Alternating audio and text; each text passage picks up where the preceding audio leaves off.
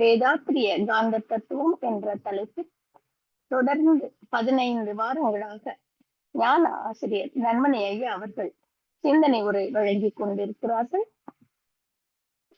இந்த 15 வாரங்களிலும் இதுவரை காந்தம் என்றால் என்ன, காந்தம் தோன்றும் இடம் எது, எப்படி தோன்றியது, காந்த தன்மாத்திரைகள் என்றால் என்ன, காந்த தன்மாற்றம் என்றால் என்ன என்று மிக தெளிவாக விளக்கமளித்தார்கள். பஞ்சபூதங்களாக எப்படி அமைந்தது காந்தம், காந்தம் ஜடப்பொருள்களில் எவ்வாறு இயங்குகிறது, ஜடப்பொருள்களில் வடிவம், தன்மை, இயக்க ஒழுங்காக அமைந்துள்ளதை விவரித்தார்கள். பஞ்சபூதங்கள் இணைந்து இயங்கும் போது உயிரினம் தோன்றுகிறது. உயிரினங்கள் தோன்றிய பின் அறிவின் நிலை உணர்தல், இன்ப துன்பம் அனுபவித்தல், இரண்டிடையே வேறுபாட்டை கணித்தல் என்ற அறிவு இருக்கும். அறிவாகிய தெய்வம் தாவரங்களில் விதைகளுக்குள் இருந்து கொண்டு கருவாக மையத்திலிருந்து சுருக்கி இருப்பாக இருந்து மீண்டும் எழுச்சி பெறுகிறது என்று நிறைவு செய்தார்கள். மேலும் இந்த சிறப்பு சிந்தனை உரையை தொடர ஐயா அவர்களை தமிழானந்த யோக மெய் அன்பர்கள் அனைவரின் சார்பாக வாழ்க வளமுடன் என்று வாழ்த்து வரவேற்கிறோம். வாழ்க வளமுடன் ஐயா, வாழ்க வளமுடன். வாழ்க வையகம், வாழ்க வையகம், வாழ்க வளமுடன். குரு வாழ்க, குருவே துணை, குருவின் மலரடி போற்றி. சிந்தனையை உடல் நலத்தை சீரமைத்து உய்வித்த குருவே வாழ்க. தியானமே யோகம், யோகமே ஞானம், தமிழ் ஆனந்த யோகம். வாழ்க வளமுடன். மெய்யன்பர்களே,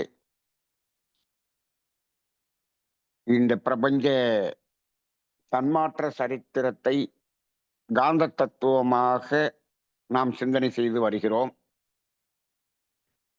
இது வாழ்க்கையில் ஒவ்வொரு மனிதனும் அடிப்படையாக அறிந்திருக்க வேண்டிய ஒரு தத்துவம். ஆனால் இன்றைய சமுதாயத்தில் இதை பற்றிய அறிவை தெரிந்து கொள்ள வேண்டும் என்ற ஆர்வமே மிக குறைவு. அப்படி இது எதற்கு, இதை அறிந்து கொள்ளாவிட்டால் என்ன என்று கேட்டால் அவர்களுக்கெல்லாம் ஒரே பதில் என்ன என்று சொன்னால்,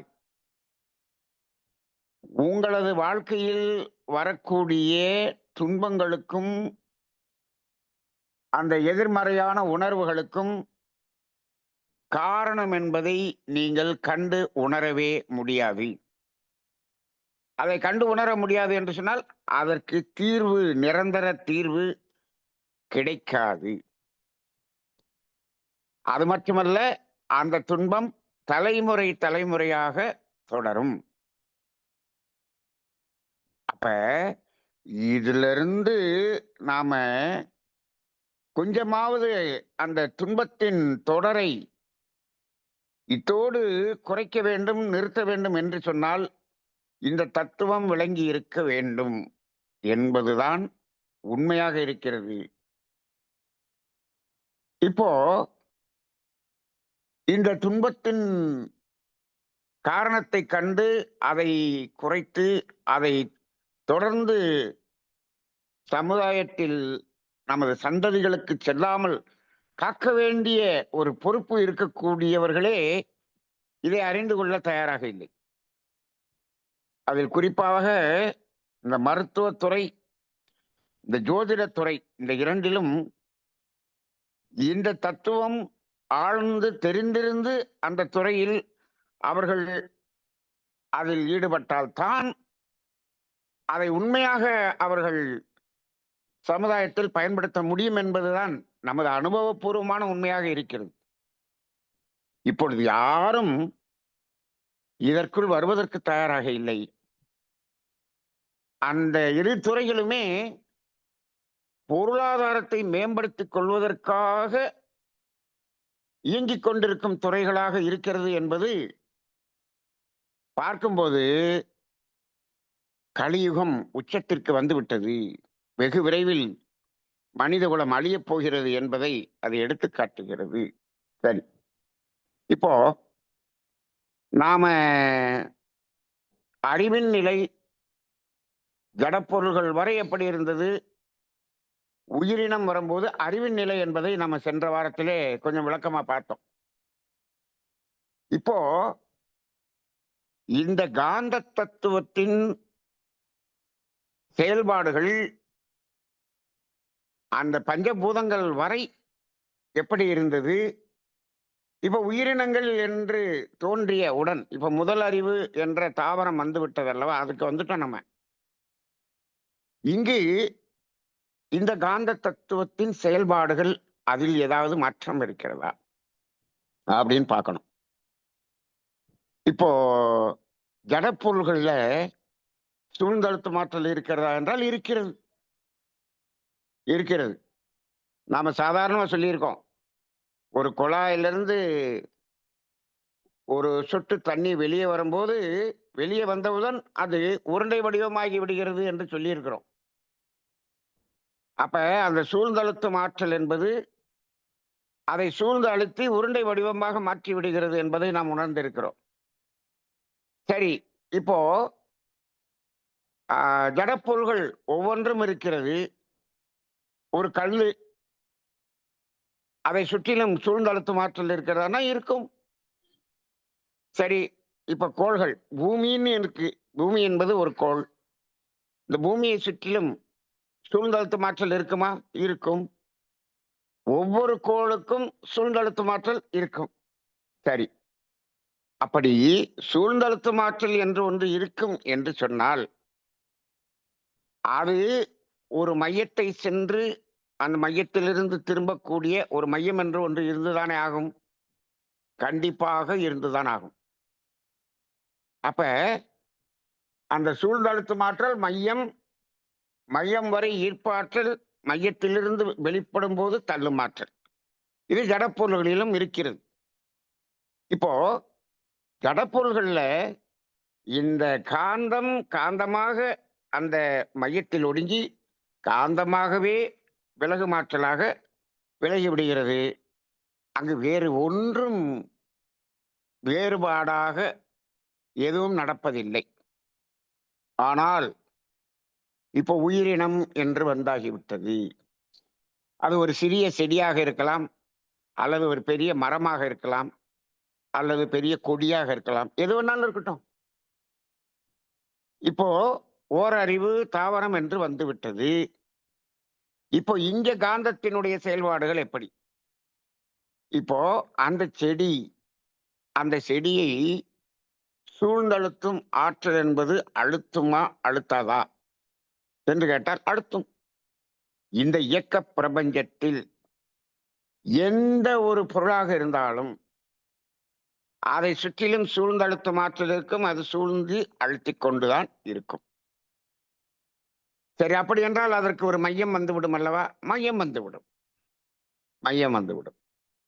அந்த அழுத்தம் சூழ்ந்தழுத்தும் ஆற்றல் மையத்தை நோக்கி செல்லும். அப்புறம் மையத்திலிருந்து என்னாகும்? அது விலக்கும் ஆற்றலாக வரும். இது நமக்கு நல்லா புரிஞ்சுக்கணும். சூழ்ந்தழுத்தும் ஆற்றல் தான் மையத்தை நோக்கிய ஈர்ப்பு ஆற்றல். அது மையத்துக்கு வந்த பிறகு அது வெளியேறுவது, அந்த இடத்திலிருந்து வெளியேறுவது விலக்கும் ஆற்றல். அப்ப இந்த நிகழ்வு காந்தத்தினுடைய அடிப்படை நிகழ்வு. அப்ப இது ஒரு தாவரத்தில் நடக்குமா? கண்டிப்பாக நடக்கும். சரி. ஆனால் இந்த தாவரத்துக்கும் ஜடப்பொருள்களுக்கும் என்ன வித்தியாசம் இருக்கிறது என்று சொன்னால், இந்த ஜடப்பொருள்களில் உணர்வு என்பது இல்லை. உணர்வு என்பது இல்லை என்று சொல்வதனாலே அங்கு உணர்வதற்கான மனமும் இல்லை. இது நமக்கு தெரியும். அங்க உணர்வும் இல்லை, மனமும் இல்லை.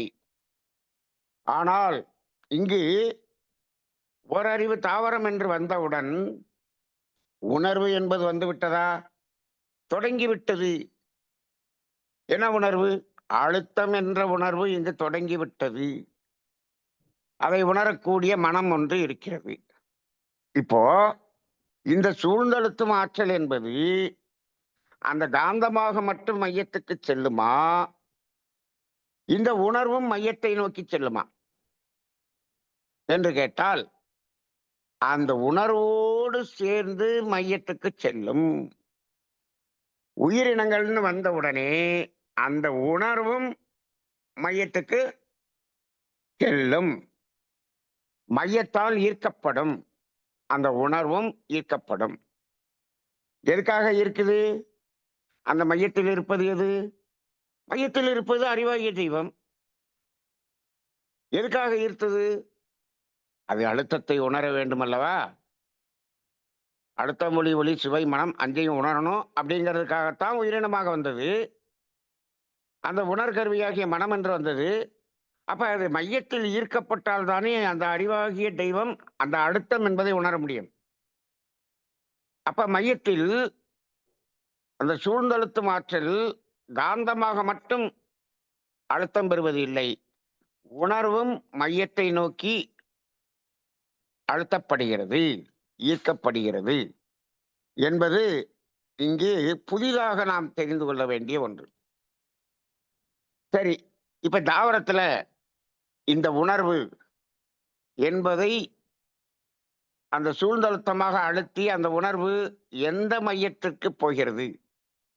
இந்த தாவரத்தினுடைய அந்த உருவத்திலே அந்த உடலினுடைய மையத்திற்கு செல்கிறதா என்று கேட்டால், இந்த தாவரத்தில் மட்டும் கருமையம் என்பது வித்தியாசமாக இருக்கிறது. ஈரறிவு ஜீவன் என்று வந்த பிறகு கருமையம் என்பது உடலினுடைய மையம். அது ஈரறிவு புழுவாக இருந்தாலும் சரி, மூவறிவு வண்டினமாக இருந்தாலும் சரி, நாலறிவு, அஞ்சறிவு விலங்கினங்கள், மனிதன் வரை அதாவது இந்த நகர்ந்து செல்லக்கூடிய உயிரினங்கள் என்று வந்த பிறகு அந்த உடலினுடைய மையம்தான் இந்த சூழ்ந்தழுத்தும் ஆற்றலினுடைய ஈர்ப்பு மையம், கருமையம். ஆனால் இந்த தாவரங்களில் அந்த உடலினுடைய மையம் என்பது மையமாக அமைவது இல்லை. இது இந்த உயிரினங்களிலேயே இந்த ஓரறிவு தாவரத்துக்கு மட்டும்தான் இப்படி ஒரு வித்தியாசமான ஒரு அமைப்பு. அப்படி என்றால் அந்த தாவரத்தினுடைய ஈர்ப்பு மையம் என்பது எது என்று கேட்டால், இங்குதான் நீங்க சிந்தித்து பார்க்க வேண்டும். எந்த தாவரமாக இருந்தாலும் இந்த பூமியிலிருந்து விலகி தனியாக இருக்கிறதா, இந்த பூமியில் வேர் ஊன்றி பூமியோடு இணைந்து இருக்கிறதா என்று கேட்டால், இந்த ஓரறிவு தாவரங்கள் அனைத்தும் பூமிக்குள்ளாக வேர் ஊன்றி பூமியோடு இணைந்து மட்டும்தான் இருக்கும். அப்படிதான் இருக்கிறது.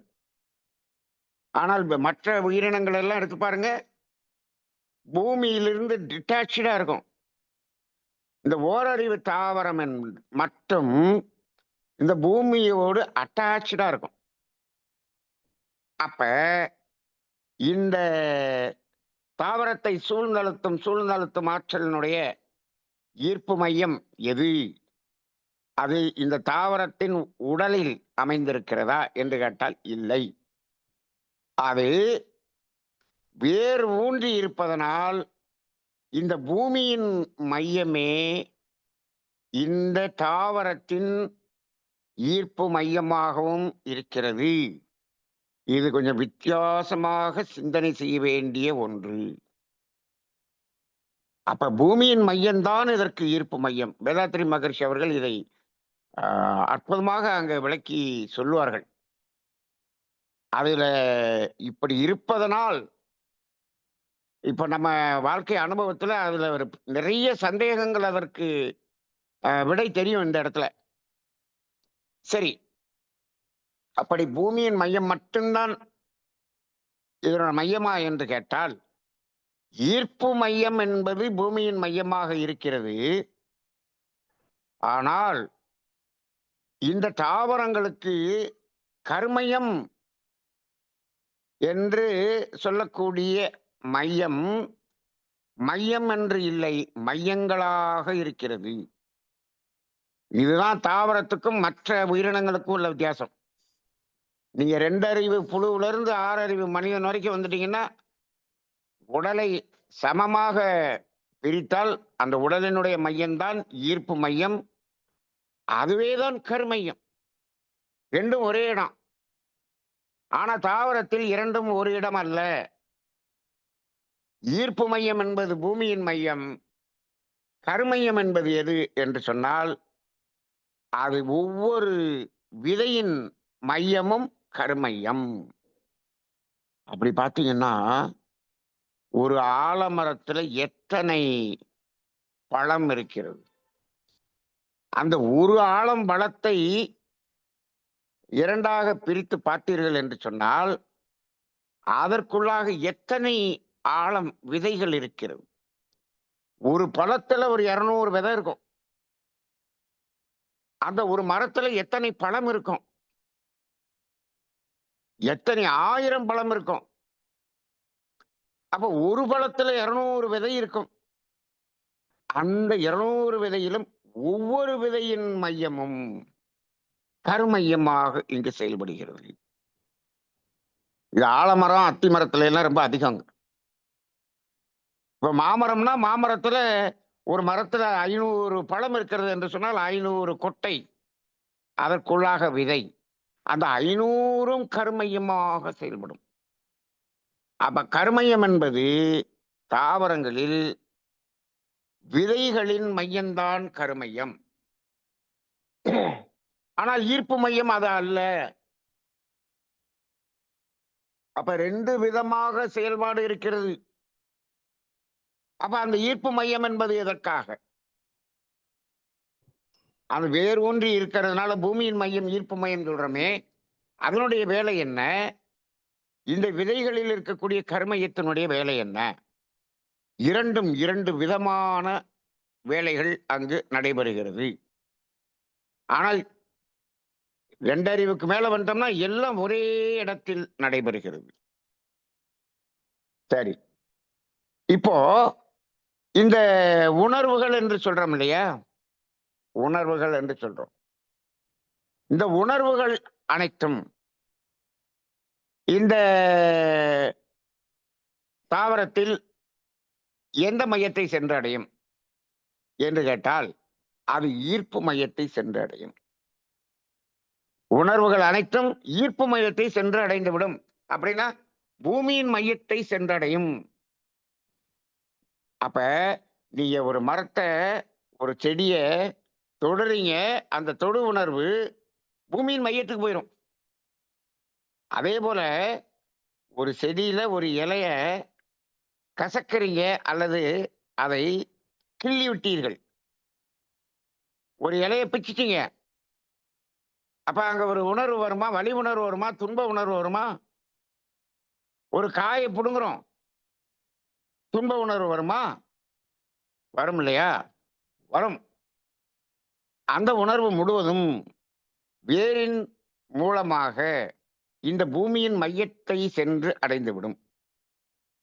அப்ப அந்த இன்ப துன்ப உணர்வுகள் என்று சொல்றோம் இல்லையா? உயிரினத்தில் அந்த இன்ப துன்ப உணர்வுகள் அனைத்தும் பூமியின் மையத்தில் சென்று விடுகிறது. அது இந்த தாவரத்தின் உடலில் எந்த ஒரு மையத்தையும் வைத்து அந்த உணர்வுகள் அங்கு தங்குவது இல்லை. அது இன்ப உணர்வாக இருந்தாலும் சரி, துன்ப உணர்வாக இருந்தாலும் சரி. அந்த உணர்வு என்பது வேரின் வழியாக உள்ள போயிடும். அதான் மகரிஷி சொல்லுவாங்க, எர்த்தாயிரம் சொல்லுவாங்க. பூமியின் மையத்துக்கு சென்றுவிடும். அதனாலதான் நாம காய்கள், கீரைகள், பழங்கள் இவற்றையெல்லாம் பறித்து எடுக்கும்போது கூட அந்த துன்ப உணர்வெல்லாம் பூமியின் மையத்திலே சென்று விடுகிறது. இந்த காய், பழங்கள், கீரைகள், தண்டுகள் இவற்றிலெல்லாம் அந்த துன்ப உணர்வு என்பது பதிவாக இருப்பது இல்லை. அதனாலதான் இந்த தாவர உணவுகளை மனிதனும் விலங்குகளும் உட்கொள்ளும்போது அதிலிருந்து எந்த விதமான துன்ப உணர்வும் நமக்கு வருவதில்லை. அப்ப எல்லாரும் கேட்பாங்க, இதுவும் உயிர் தானே, ஒரு செடி என்பதும் உயிர் தானே, அதுல இருக்கக்கூடிய காயையும் பழமையும் பறித்து சாப்பிடும்போது அதுவும் நமக்கு பாவம் தானே என்று கேட்பார்கள். அது அப்படி ஆகாது. ஏனென்று கேட்டால் அதனுடைய அந்த ஈர்ப்பு மையம் பூமியின் மையமாக இருப்பதால் அது நம்மை பாதிப்பது இல்லை. அதனாலதான் சொல்லுவாங்க, இது எர்த்தாகும் போது வேரின் வழியாகத்தானே எர்த்தாகுது. அதனால இந்த பூமிக்கு மேலே இருக்கக்கூடிய, பூமிக்கு மேலே விளையக்கூடிய எல்லா காய்கள், பழங்கள் எல்லாவற்றையும் நாம் உணவாக எடுத்துக்கொள்ளும் போது அது நமக்கு உடலுக்கு ஒன்றும் செய்யாது என்றும், இந்த பூமிக்கு அடியில் விளைகின்ற அந்த கிழங்குகள் இருக்கிறது அல்லவா, அவைகளிலெல்லாம் இந்த உணர்வுகள் அதாவது ஈர்ப்பு ஆற்றலாக வேரிலே இருந்து விளையக்கூடிய கிழங்குகளில் கொஞ்சம் அங்க என்ன ஆயிருக்கும், அந்த உணர்வுகள் பதிவாக இருக்கும் என்பதனால் பூமிக்கு அடியில் விளையக்கூடிய எந்த கிழங்குகளையும் நாம் உணவாக எடுத்துக்கொண்டால் அது உடலுக்கு ரொம்பவும் நன்மையானது என்று சொல்ல முடியாது. அதனாலதான் ஆரோக்கியத்தை பற்றி பேசும்போது கிழங்கு வகைகள் வேண்டாம் என்று சொல்வார்கள். அது மட்டுமல்ல, இப்ப ஒரு கீரையை நம்ம சாப்பிடுறோம், அந்த கீரையை கூட எப்படி எடுக்கணும் அப்படிங்கிறதுல ஒரு சிஸ்டம் இருக்கிறது. இப்ப பாத்தீங்கன்னா கடையில பாத்தீங்கன்னா இந்த கொத்தமல்லி வருது, மல்லித்தலை என்று சொல்கிறோம். அப்படியே வேரோடு புடுங்கி அப்படியே கழுவி நமக்கு கட்டு கட்டு போட்டு கொண்டு வந்துடுறாங்க. அதே போல இந்த சிறிய கீரைகள், தண்டங்கீரை எல்லாம் அப்படியே வேரோட புடுங்கி அப்படியே கட்டு போட்டு கொண்டு வந்துடுறாங்க. ஆனால் அப்படி அந்த வேரோடு அப்படியே பிடுங்கி எடுப்பது என்பது கூட முறை இல்லாதது. ஏன்னு கேட்டா, அப்படி பிடுங்கும் போது அந்த உணர்வு அந்த பூமிக்குள்ளாக எர்த்தாகிறதுல அரைகுறையா எர்த்தாகும். கொஞ்சம் என்ன ஆயிரும், இந்த தாவரத்தினுடைய உடலில் கொஞ்சம் தங்கிவிடும். அதனால அப்படியே புடுங்கிடக்கூடாது அப்படின்னு சொல்லுவாங்க. அப்ப இந்த கீரை கூட என்ன பண்ணுவாங்கன்னா, அதை மேல கிள்ளி எடுத்துருவாங்க. கிள்ளி எடுத்துட்டு அதுக்கப்புறம் மிச்சம் இருக்கிறத அப்படியே விட்டுருவாங்க. அப்படிதான் கீரை எப்பயுமே கிள்ளி எடுக்கக்கூடிய ஒரு நிலைதான் இருந்தது. இப்போதெல்லாம் அதுக்கு லேட் ஆகுதுங்கிறதுக்காக அப்படியே புடுங்கி கட்டு போட்டு கொடுத்து விட்டுறாங்க. அந்த கொத்தமல்லி என்பது கூட அந்த அறுத்து எடுக்க வேண்டும். அப்ப என்ன ஆகணும், அந்த உணர்வு என்பது வேரின் வழியாக அங்கு பூமியின் மையத்துக்கு எத்த ஆகணும். அப்ப வேரோடு புடுங்குதல் என்பது, அதை அப்படியே உணவாக கொள்வது என்பது கூடாது. ஆனா சில செடிகள்ல என்ன பண்ணுவோம்னா, நம்ம காயெல்லாம் புடுங்கிருவோம். காயெல்லாம் புடுங்கின பிறகு அந்த செடியை சும்மா புடுங்கி அப்படியே அப்படியே உரமாக போட்டு விடுவோம். அது வேறு. ஆனால் கீரைகள் எல்லாம் அப்படியே உணவாக எடுத்துக்கொள்கிறோம். அப்படி இருக்கும்போது உணவாக எடுத்துக்கொள்ளக்கூடிய அந்த கொத்தமல்லி கீரை போன்றவற்றை அறுத்து எடுக்க வேண்டும் அல்லது கிள்ளி எடுக்க வேண்டுமே தவிர அப்படியே புடுங்குவது என்பது முறையானது அல்ல என்பதை நாம் உணர்ந்து கொள்வோம். அப்ப மற்ற காய் கனிகள் எல்லாம் நம்ம கிள்ளி எடுக்கும்போது அதில் வரக்கூடிய அந்த உணர்வுகள், துன்ப உணர்வுகள் அனைத்தும் அங்கு வேரின் வழியாக பூமியின் மையத்தை சென்றடைந்து விடுகிறது என்பதை உணர்ந்து கொள்வோம். சரி, இப்போ இந்த தாவரங்களுக்கு மட்டும் இந்த ஈர்ப்பு மையம் பூமியின் மையமாக இருக்கிறதே, இதுல நமக்கு இந்த ஒரு பலன் தான் இருக்கிறதா என்று சிந்தனை செய்து பார்த்தால், இது ஒரு பலன். எப்படி? அந்த உணர்வுகள் இந்த உடம்புல பதியாததுனால அது நமக்கு துன்பம் தருவதில்லை என்பது ஒரு பலன். இன்னொரு பலன் என்ன? இந்த தாவரங்கள் பூமியை வேரூன்றி இருப்பதால் இன்னொரு பலன் என்ன என்று கேட்டால், இது ரொம்ப முக்கியமான பலன். என்ன என்று சொன்னால், இந்த தாவரங்களுக்கு பின்னாடி 2 அறிவு முதல் 6 அறிவு வரை வந்த விலங்கினங்கள் இருக்கிறது அல்லவா? அவையெல்லாம் பூமியிலிருந்து டிட்டாச்சா இருக்கும். அதுக்கு சுவாசிப்பதற்கான நுரையீரல்கள் அங்கு வந்துவிடும். சுவாச உறுப்புகள் என்று வந்துவிடும். அது தனியாக சுவாசிக்கும். சுவாசிக்கும் போது பிராணசக்தியை எடுத்துக்கொண்டு அந்த கழிவு சக்தியாக கார்பன் டை ஆக்சைடை நம்ம வெளியே விடுவோம். இது விலங்கினங்களிலிருந்தும் வெளியே வரும், மனிதனிடமிருந்தும் வெளியே வரும். இப்போ இந்த இயற்கை எவ்வாறு அமைத்திருக்கிறது என்று பாருங்கள். ஈரறிவு முதல் 6 அறிவு வரை இருக்கக்கூடிய உயிரினங்கள் எல்லாம் சுவாசிக்கும் போது ஆக்சிஜனை உட்கொண்டு கார்பன் டை ஆக்சைடை வெளியேற்றுகிறது. இது நாம படிச்சிருப்போம். ஆனால் இந்த பூமி மட்டும் என்ன செய்கிறது? அதாவது இந்த தாவரங்கள் மட்டும் என்ன செய்கிறது என்று பாருங்கள். அது இங்கு வெளியிடப்பட்ட அந்த கார்பன் முழுவதையும் உட்கொண்டு அதை வேரின் மூலமாக பூமிக்குள்ளாக அழுத்தி செலுத்தி விடுகிறது, அனுப்பி விடுகிறது. அப்ப இந்த பூமிக்குள்ளாக எல்லா கார்பனும் என்ன அது பூமிக்குள்ள போயிருது.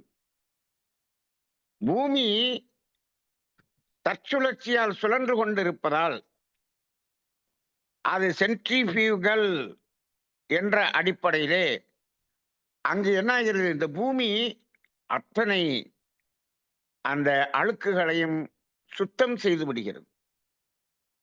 இந்த பூமி சுத்தம் செய்யக்கூடிய வேலையைத்தான் செய்கிறது. அது சுத்தம் செய்துவிட்டு இந்த வேரின் வழியாக மேலே ஆக்சிஜனை வெளிப்படுத்துகிறது. அப்ப அதனாலதான் நம்ம தாவரங்கள் கார்பனை உட்கொண்டு ஆக்சிஜனை வெளிவிடுகிறது. இதெல்லாம் சின்ன குழந்தைகளுக்கு பள்ளிக்கூடத்திலேயே சொல்லித் தருவாங்க. இந்த தாவரங்களில் இருக்கக்கூடிய இலை ஒளிச்சேர்க்கை செய்கிறது. அந்த ஒளிச்சேர்க்கை எப்படி நடைபெறுகிறது அப்படிங்கிறதெல்லாம் எக்ஸ்பெரிமெண்டா சொல்லுவாங்க. அப்ப ஆக்சிஜனை வெளிவிடுகிறது என்பதை சொல்லுவோம்.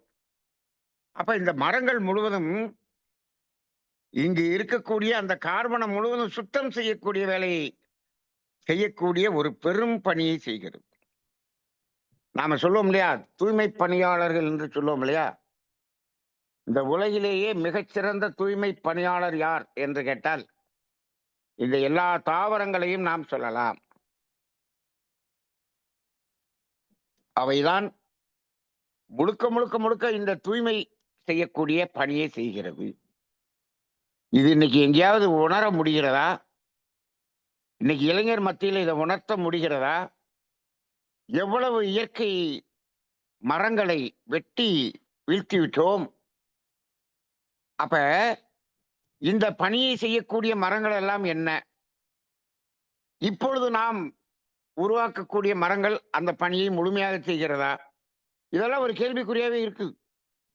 அதை நம்ம சிந்தனை செய்வோம். அப்ப இது 2வது பலனாக இருக்கிறது.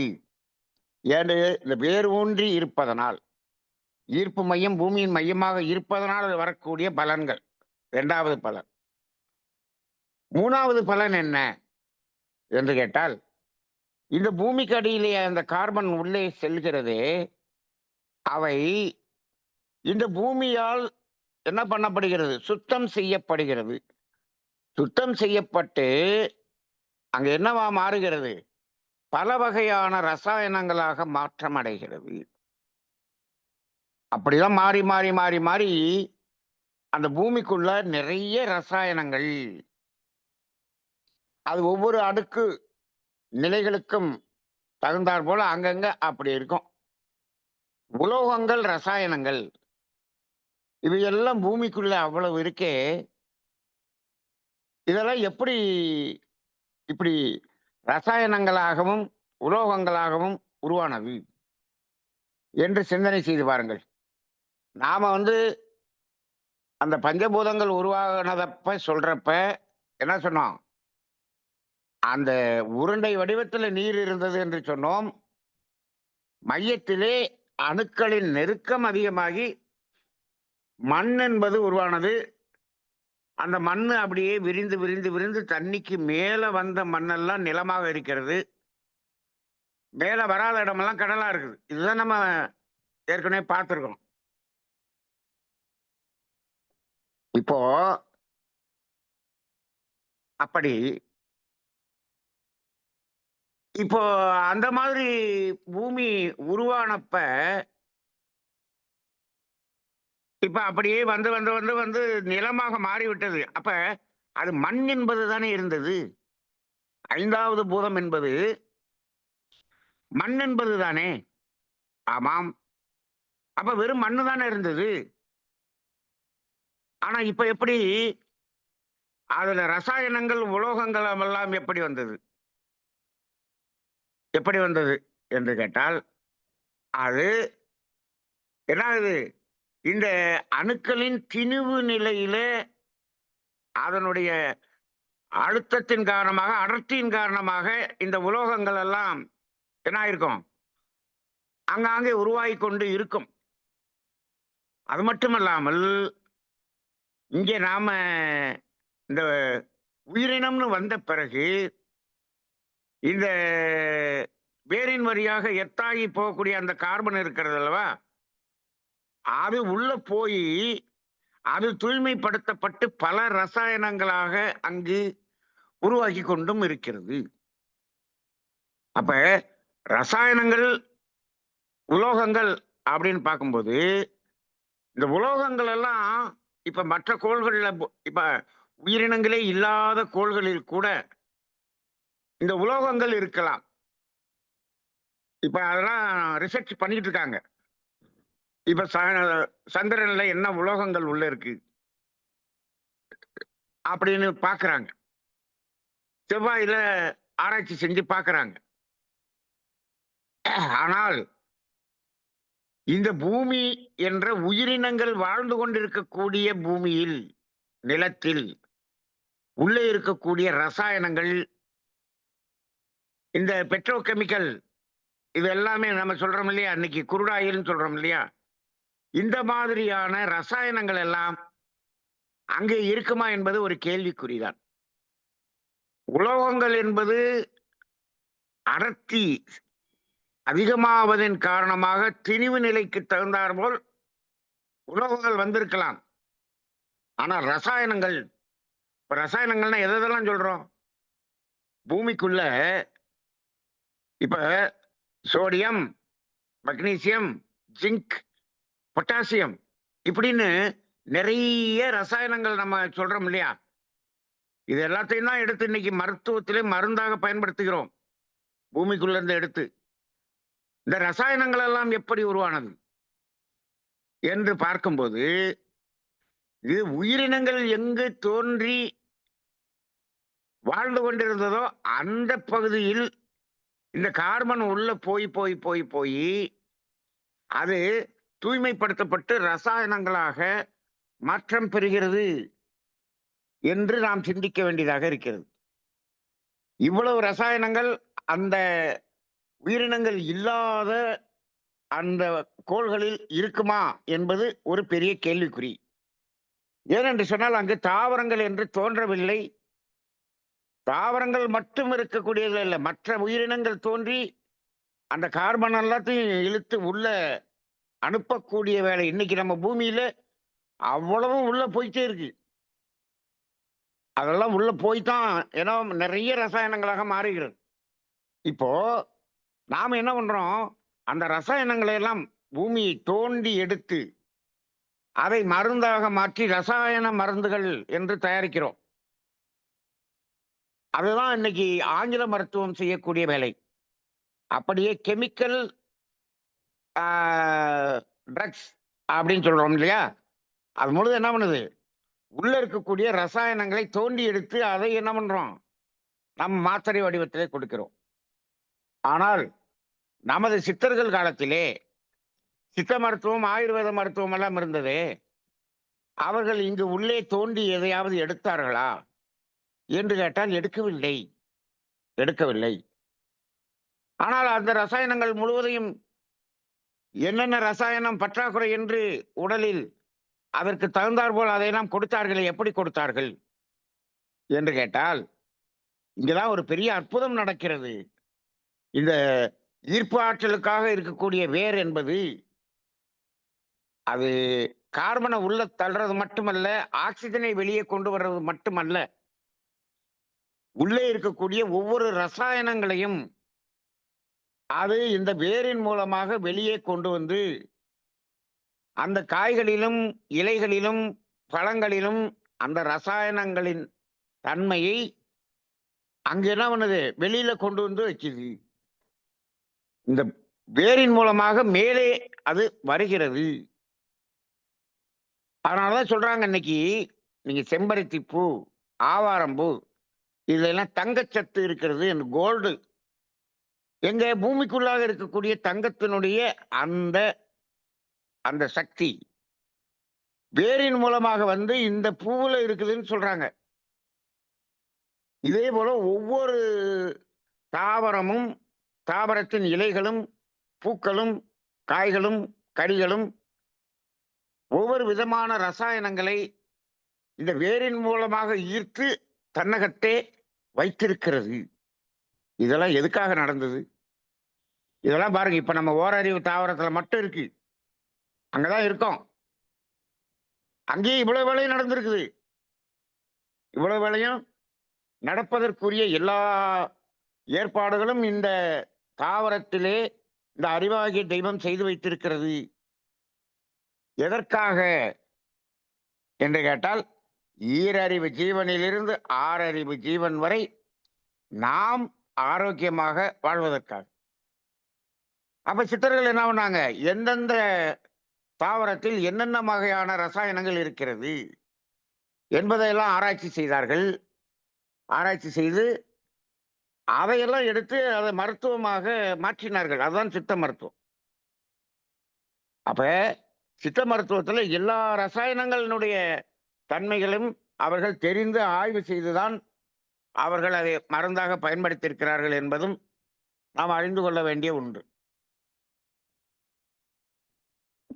அப்ப இந்த தாவரங்கள்ல சாதாரண தாவரங்கள்னா என்ன? சாதாரண இலைகள்னா என்ன? உணவாக பயன்படும் இலைகளும், காய்களும், கனிகளும் என்ன? மூலிகைகளாக பயன்படும் இலைகளும், காய்களும், கனிகளும் என்ன? என்று அதை பிரித்து உணர வேண்டியதா இருக்கிறது பாருங்க. தாவரம்னா மொட்டனேன்னு ஒரு தாவரம் சொல்லிடக்கூடாது. வெறும் புல்லு. அது மாடு மேயறதுக்கு தான் பயன்படும். அப்படியும் இருக்கிறது. அதுவே நமக்கு மனிதனுக்கு உணவாக வரக்கூடிய தாவரமும் இருக்கிறது.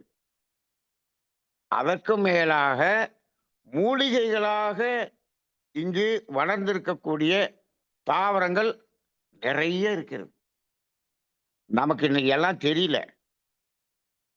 நீங்க உணவாக வரக்கூடிய தாவரங்களை காட்டிலும் மூலிகைகளாக இங்கு மலர்ந்திருக்கக்கூடிய தாவரங்களினுடைய எண்ணிக்கை அதிகம்.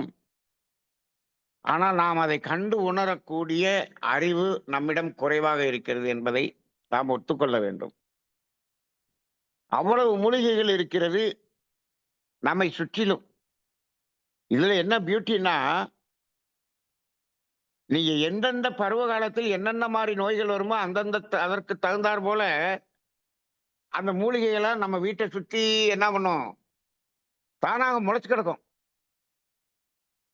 அங்க எல்லாம் நெறைய இருக்குன்னு சொன்னோம்னா, இன்னைக்கெல்லாம் நான் நெறைய பார்க்குறேன். முன்னாடி கூட நான் பார்த்ததில்ல. அங்கங்க பார்த்தீங்கன்னா, வீட்ட சுத்தி பார்த்தோம்னா, இந்த கீழா நெல்லி நெறைய இருக்கு. என்ன? ஏன் இப்படி நெறைய அதுவா வளருது? எப்படி? அப்படின்னு பார்த்தா, ஓ! இங்க வந்து கல்லீரல் பிரச்சனை நெறைய இருக்கு மனிதனிடம் என்று அந்த இயற்கைக்கு தெரிந்திருக்கிறது போல். இதெல்லாம் எங்க இந்த மாரி சூழல் இருக்கிறது என்று சொன்னா, நம்ம நாட்டுல தான் இருக்குது. இதே மேலை நாடுகள்ல போனீங்கன்னா, இங்க இந்த மாரியான மூலிகைகள் என்பதே கிடையாது. அதனால தான் மனிதன் வாழ்வதற்கு ஏற்ற பகுதி என்பது இந்த பூமத்திய ரேகையை ஒட்டிய பகுதி. அந்த பகுதியில தான் இந்த மாரியான அற்புதங்கள் எல்லாம் நடக்கும். அப்ப மூலிகை என்பது வேறு, உணவு தாவரங்கள் என்பது வேறு, சாதாரணமா மாடு மேயிற புல்லுங்கிறது வேறு. இவையெல்லாம் பூமியிலிருந்து அந்த வேரின் வழியாக ஈர்க்கக்கூடிய தன்மையை பொறுத்து, அது மூலிகை என்று பெயர் வாங்குகிறது. சில செடிகள் எல்லாம் ராஜமூலிகை என்று பெயர் வாங்குது. அப்ப அதுக்குள்ள எவ்வளவு ரசாயனங்கள் இருக்கும், எவ்வளவு அழுத்தமாக இருக்கும் என்பதை பாருங்கள். அப்படிப்பட்ட ஒரு அறிவையும் இந்த தாவரங்கள் பெற்றிருக்கிறது. அப்ப இந்த ஈர்ப்பு ஆற்றலாக வேரூன்றி இருக்கிறதுனால என்ன பலன்? நாம 3 விதமான பலனை இப்பொழுது நாம் தெரிந்து கொண்டோம். அதனால சைவம் சாப்பிடுவது என்பது உடலுக்கு துன்பம் அல்ல, பாவம் அல்ல என்று வைத்து விட்டார்கள். சரி. அப்ப இன்னொரு இடத்துல என்ன ஆகுது? ஒவ்வொரு விதையும் கருமையமாக மாறுகிறது என்று சொல்றோமே. அப்பதான் அது ஈர்ப்பு மையம் என்று ஒரு மையம் பத்தாதா? இதுக்கு எதுக்கு கருமையம் என்று கேட்டால், இந்த கருமையத்துல என்ன நடக்கும் அப்படின்னு கேட்டா, இந்த கருமையத்துல இந்த தாவரத்தினுடைய அந்த அறிவு, வடிவம், குணம், இயக்க ஒழுங்குன்னு சொன்னோம் இல்லையா? அந்த அறிவு. அந்த அறிவு, அந்த தன்மை, அது எல்லாமே என்னாகும்? அந்த விதையின் மையத்திலே அது பதிவாகிவிடும். அதனால தான் தாவரங்களுக்கு மட்டும் பல பல வகையான நிறைய கருமையங்கள் இருக்கிறது. அப்படின்னு மகரிஷி சொல்லுவாங்க. அப்ப ஈர்ப்பு மையம் என்பது ஒன்று, கருமையங்கள் என்பது ஆயிரக்கணக்கில் இருக்கிறது என்று சொல்வார்கள். எது எதுக்கு? அது ரீப்ரொடக்ஷனுக்காக. மீண்டும் அது பூமியில் விழுந்து, அது மீண்டும் அதே போல உருவத்திலே, அதே போல தன்மையிலே, அதே போல இயக்க ஒழுங்கிலே மீண்டும் தாவரமாக மலர்வதற்கு. அதுக்கு தான் அந்த விதை. அந்த விதையை சுற்றியுள்ள பகுதிகள் எல்லாம் நாம உணவாக எடுத்துக்கொள்ளக்கூடியதாக இருக்கிறது. இப்ப நம்ம ஒரு காய், கனி எதுனாலும் அதுல பார்த்தீங்கன்னா விதைன்னு ஒண்ணு இருக்கும். நம்ம அவரைக்காய் சாப்பிடுறோம். அதுல உள்ள பார்த்தோம்னா, அந்த அவரை விதை என்று ஒன்று இருக்கும். அதுல ஒரு கருமையம் என்பதும் இருக்கும். அப்ப கோடிக்கணக்கான கருமையங்கள் உருவாகி, அவை மீண்டும் அதே தாவரமாக மலர்ந்து, மலர்ந்து இப்படி அடர்ந்த காடுகளாக, விளை நிலங்களாக இந்த பூமி முழுவதும் அது நிறைந்து இருக்கிறது அல்லவா? இதெல்லாம் இந்த அற்புதம், இந்த அறிவு எதற்காக என்று சொன்னால், நமக்காக, நமக்காக. அப்ப இந்த தாவரங்கள் அப்படின்னு முதல் அறிவு வந்தப்பயே, அடுத்து மனிதன் வரை என்னவெல்லாம் நடக்கும், என்னவெல்லாம் தேவை என்பதை உணர்ந்து, அப்பொழுதே இவ்வளவு அறிவையும் ஆ அங்கு அது என்ன பண்ணுது? அது அதற்குள்ளாக அடக்கி வைத்து செயல்பாடுகளை செய்து கொண்டிருப்பதுதான் இந்த ஓரறிவு தாவரம். ஆனா இவ்வளவு இவ்வளவு வேலை செய்யுது. ஆனால் அது உணர்வு என்று பார்த்தால் அழுத்தம் என்ற உணர்வு மட்டும்தான். வேற எதுவும் அங்கு இல்லை என்பதை நம்ம உணர்ந்து கொள்வோம். அப்ப அந்த ஈர்ப்பு மையம் என்பது பூமியின் மையம் என்பதை நம்ம இந்த தாவரங்களில் நாம் உணர்ந்து கொள்வோம். சரி. அப்ப இந்த காந்தம் எப்படி செயல்படுகிறது? ஈர்ப்பு ஆற்றலாகவும், தள்ளும் ஆற்றலாகவும். இப்ப என்ன சொல்றோம்? இது உள்ளே ஈர்த்து வைக்கிறது, வெளியே தள்ளி வருகிறது. இப்போ உயிரினம் என்று வந்த பிறகு, இந்த உணர்வுகளும் உள்ளே என்ன ஆகுது? அ ஈர்க்கப்படுகிறது. அது வெளியே வரும்போது என்னவா வரும்? உணர்வுகள் ஈர்க்கப்படும்போது, அது அந்த நல்ல உணர்வுகள் என்பதை அறிவாகிய தெய்வம் உணர்ந்து கொள்கிறது. இப்போ அது அது வெளியில வரும்போது, இந்த தாவரத்துல என்ன ஆகுது? வெளியில வரும்போதும், நல்ல தேவையான ஆக்ஸிஜனும், ரசாயனங்களும் அப்படிதான் வெளியேற்றப்படக்கூடியதாக இருக்கிறது. அப்ப தாவரங்களில் விளக்கும் ஆற்றல் என்பது தூய்மையான அடிப்படையில் தான் வெளியேறுகிறது என்பதை நாம் உணர்ந்து கொள்ள வேண்டும். ஆனா, நீங்க 2 அறிவிலிருந்து மனிதன் வரைக்கும் வந்துட்டீங்கன்னா, அந்த ஈர்ப்பு ஆற்றலிலும், தள்ளும் ஆற்றலிலும் சிறிது வேறுபாடு இருக்கும். என்ன வேறுபாடு இருக்கும்னு சொன்னா, இங்க தாவரங்கள்ல அந்த ஈர்ப்பு ஆற்றல்ல, அந்த உணர்வுல, அந்த அழுத்தம் என்ற உணர்வை இன்பமாக உணர்ந்திருக்கும். அல்லது துன்பமாக உணர்ந்திருக்கும். அது 2மே உள்ள போய் பதிஞ்சிரும். ஆனால், இந்த தாவரங்களுக்கு என்ன இல்லை என்று சொன்னால், பிற உயிருக்கு துன்பம் கொடுத்த அந்த பதிவு என்பது அதனுடைய மையத்துக்கு செல்வதற்கான வாய்ப்பே இல்லை. இந்த உயிரினங்களிலேயே தாவரங்கள் மட்டும் தான் என்ன இல்ல துன்பம் கொடுக்கும் செயல் என்று அங்கு இல்லை. ஏன்னா அது நகர்றது இல்ல. துன்பம் கொடுப்பது என்பதே கிடையாது. அப்ப இந்த கருமையத்துக்கு போற அந்த உணர்வு பதிவுகள் விளைவாக வெளியே வர்றது என்பது இங்கு இல்லை.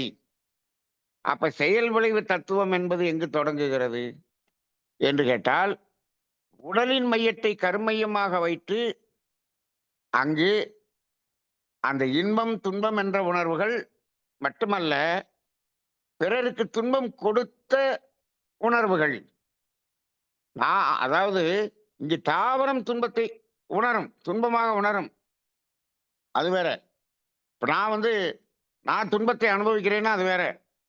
ஆனால் என்னால் பிறர் துன்பத்தை அனுபவிக்கிறார்கள் என்று சொல்லும்போது, அங்கு அந்த மையத்துல பதியறது என்னாகும்? காலத்தால் விளைவாக வரக்கூடியதாக இருக்கும். அங்கதான் செயல் விளைவு தத்துவம்ங்கிறதே வருது. அப்ப இங்க தாவரத்துல செயல் விளைவு தத்துவம் இருக்கிறதா? இல்ல. இங்க ஈர்ப்பு ஆற்றல், தள்ளும் ஆற்றல் தான். செயல் விளைவு தத்துவம்ங்கிறது இல்ல. ஏன்னா, இந்த தாவரங்கள் துன்பம் கொடுக்கும் செயலை செய்வது என்பது அங்கு இல்லை. அது இந்த நகரக்கூடிய நிலையில் வந்த பிறகுதான் உணவுக்காக பிறருக்கு துன்பம் கொடுக்கக்கூடியது என்பது ஈரறிவிலிருந்து தான் தொடங்கியதை தவிர தாவரத்தில் இல்லை. அப்ப இங்கு அந்த காந்த தத்துவம் ஈர்ப்பு ஆற்றலாகவும் தள்ளுமாற்றலாகத்தான் செயல்படுகிறது. அங்கு இந்த செயல் விளைவு என்று இல்லைங்கிறத நம்ம புரிஞ்சுக்கிறோம். அப்படி பார்த்தா அந்த செயல் விளைவுங்கிறது எது அப்படின்னம்னா, அந்த ஈர்ப்பு ஆற்றல் தான் செயல், தள்ளுமாற்றல் தான் விளைவு. அப்ப அந்த காந்த தத்துவத்துல தான் செயல் விளைவு தத்துவம் வருது. இப்ப பாருங்க, செயல் விளைவு தத்துவம் வேறு, காந்த தத்துவம் வேறு என்று சொல்லலாமா? சொல்ல முடியாது. சரி, காந்த தத்துவம் இல்லாமல் அலை இயக்க தத்துவம் இருக்கிறதா? இல்லை. காந்த தத்துவம் இல்லாமல் செயல் விளைவு தத்துவமும் இல்லை. காந்த தத்துவம் இல்லாமல் அலை இயக்க தத்துவமும் இல்லை.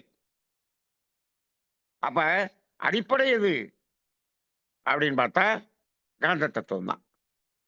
அப்ப அலை இயக்க தத்துவமும் செயல் விளை தத்துவம் இல்லை என்று சொன்னால் கர்மவினை தத்துவம் இல்லை.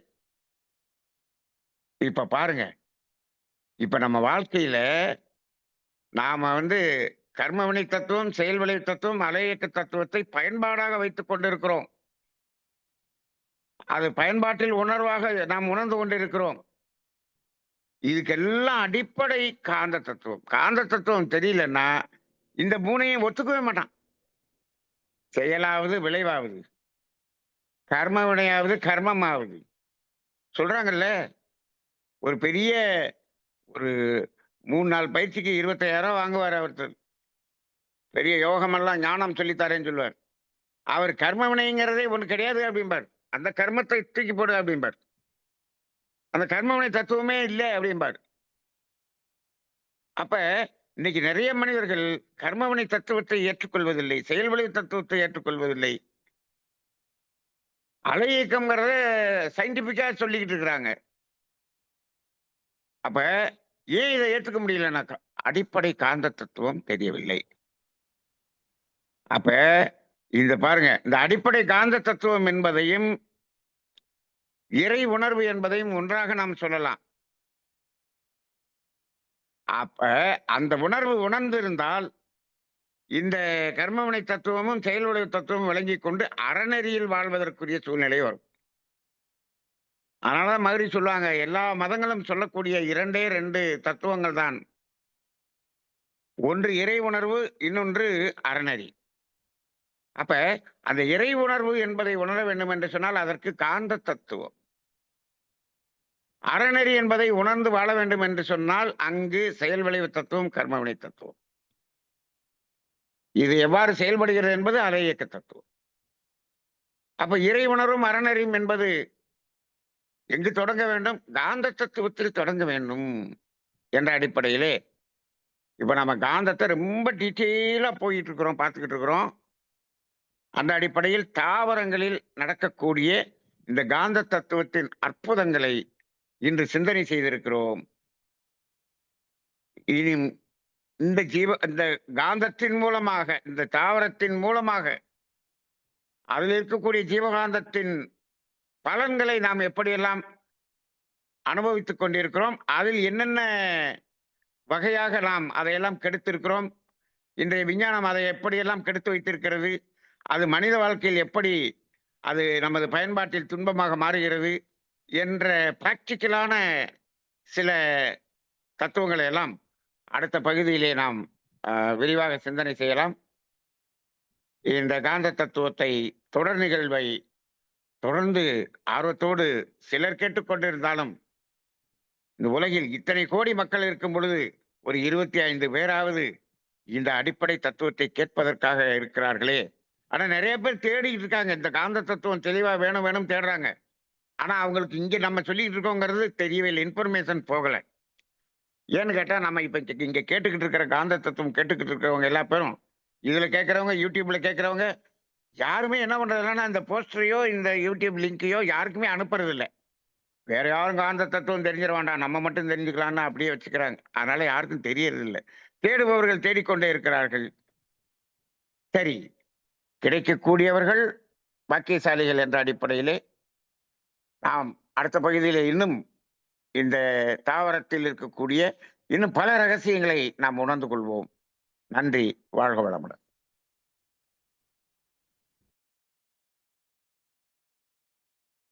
வாழ்க வளமுடன். நன்றி ஐயா.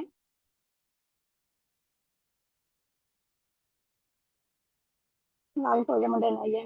அப்படி நான் பிரமிச்சு உட்கார்ந்துருக்கேன். ரொம்ப நிறைய ரொம்ப தெளிவான ஒரு சிந்தனைங்க ஐயா. ஏற்கனவே இதெல்லாம் நம்ம பேசினதானே, எல்லாம் தெரிஞ்சதானே. எல்லாம் கொஞ்சம் இருந்தாலுங்க ஐயா, இந்த ஈர்ப்பு மையம், கருமையம், அந்த தாவரத்துக்கு உள்ளது இன்னைக்குதாங்க எனக்கு தெளிவா புரிஞ்சிருக்கு. சரி, நம்ம அப்பப்ப அங்கன பேசியிருப்போம், நம்ம கோர்வையா பேசுறோம் இன்னைக்கு. கோர்வையா பேசுறதுனால எனக்கு இன்னைக்கு ரொம்ப தெளிவா அது நல்லா புரிஞ்சிருக்குங்கய்யா. வாழ்க வளமுடன். வாழ்க வளமுடங்க. ரொம்ப சந்தோஷமா இருக்குங்க. எனக்கு ஏதோ புதுசா கொஞ்சம் நிறைய தெரிஞ்ச மாதிரியான ஒரு ஃபீல் இருக்கு. ஏதோ புதுசு புதுசா வந்துகிட்டே இருக்கு. புதுசு புதுசா நம்ம கண்டிப்பா. தெரிஞ்சுக்கிட்டே இருக்கோம். ஆமாங்க. அப்ப இன்னும் தெரிய வேண்டியது நெறைய இருக்குங்கிறது இப்பதான் நமக்கு புரியுது. புரியுது. வாழ்க வளமுடன். வாழ்க வளமுடங்கய்யா. வாழ்க வளமுடன். இதுவரை காந்த தத்துவத்தை பற்றி மிகவும் தெளிவாக, சிறப்பாக விளக்குவுரை அளித்த ஞான ஆசிரியர் கண்மணி ஐயா அவர்களை நன்றி உணர்வோடு வாழ்த்து மகிழ்வோம். ஞான ஆசிரியர் நண்பனி ஐயா அவர்கள் வாழ்க வளமுடன். அருள் பேராற்றல் கருணையினால் உடல் நலம் நீலாயுள் நிறை செல்வம் உயிர்ப்புகள் மெய்ஞானம் ஓங்கி வாழ்க வளமுடன், வாழ்க வளமுடன், வாழ்க வளமுடன். ஐயா இன்னைக்கு கொடுத்ததுல இந்த தெளிவுரையில இருந்து நமக்கு தெளிவா புரிஞ்சுக்கிட்ட விஷயம் கொஞ்சம் சுருக்கி அதை மட்டும் ஒரு ரீகாப் பார்த்துடலாம். அதாவது சூழ்நிலைக்கும் ஆற்றல் தான் ஈர்ப்பு ஆற்றல். அதுவே வெளியில வரும்போது தள்ளும் ஆற்றலாக இருக்கிறது. ஓரறிவு தாவரத்துல தாவரத்துக்கு ஈர்ப்பு மையம்னு ஒண்ணு இருக்கு, கருமையம்னு ஒண்ணு இருக்கு அப்படின்னு ஐயா இன்னைக்கு தெளிவா சொல்லியிருக்காங்க. ஈர்ப்பு மையம் அப்படின்றதுதான்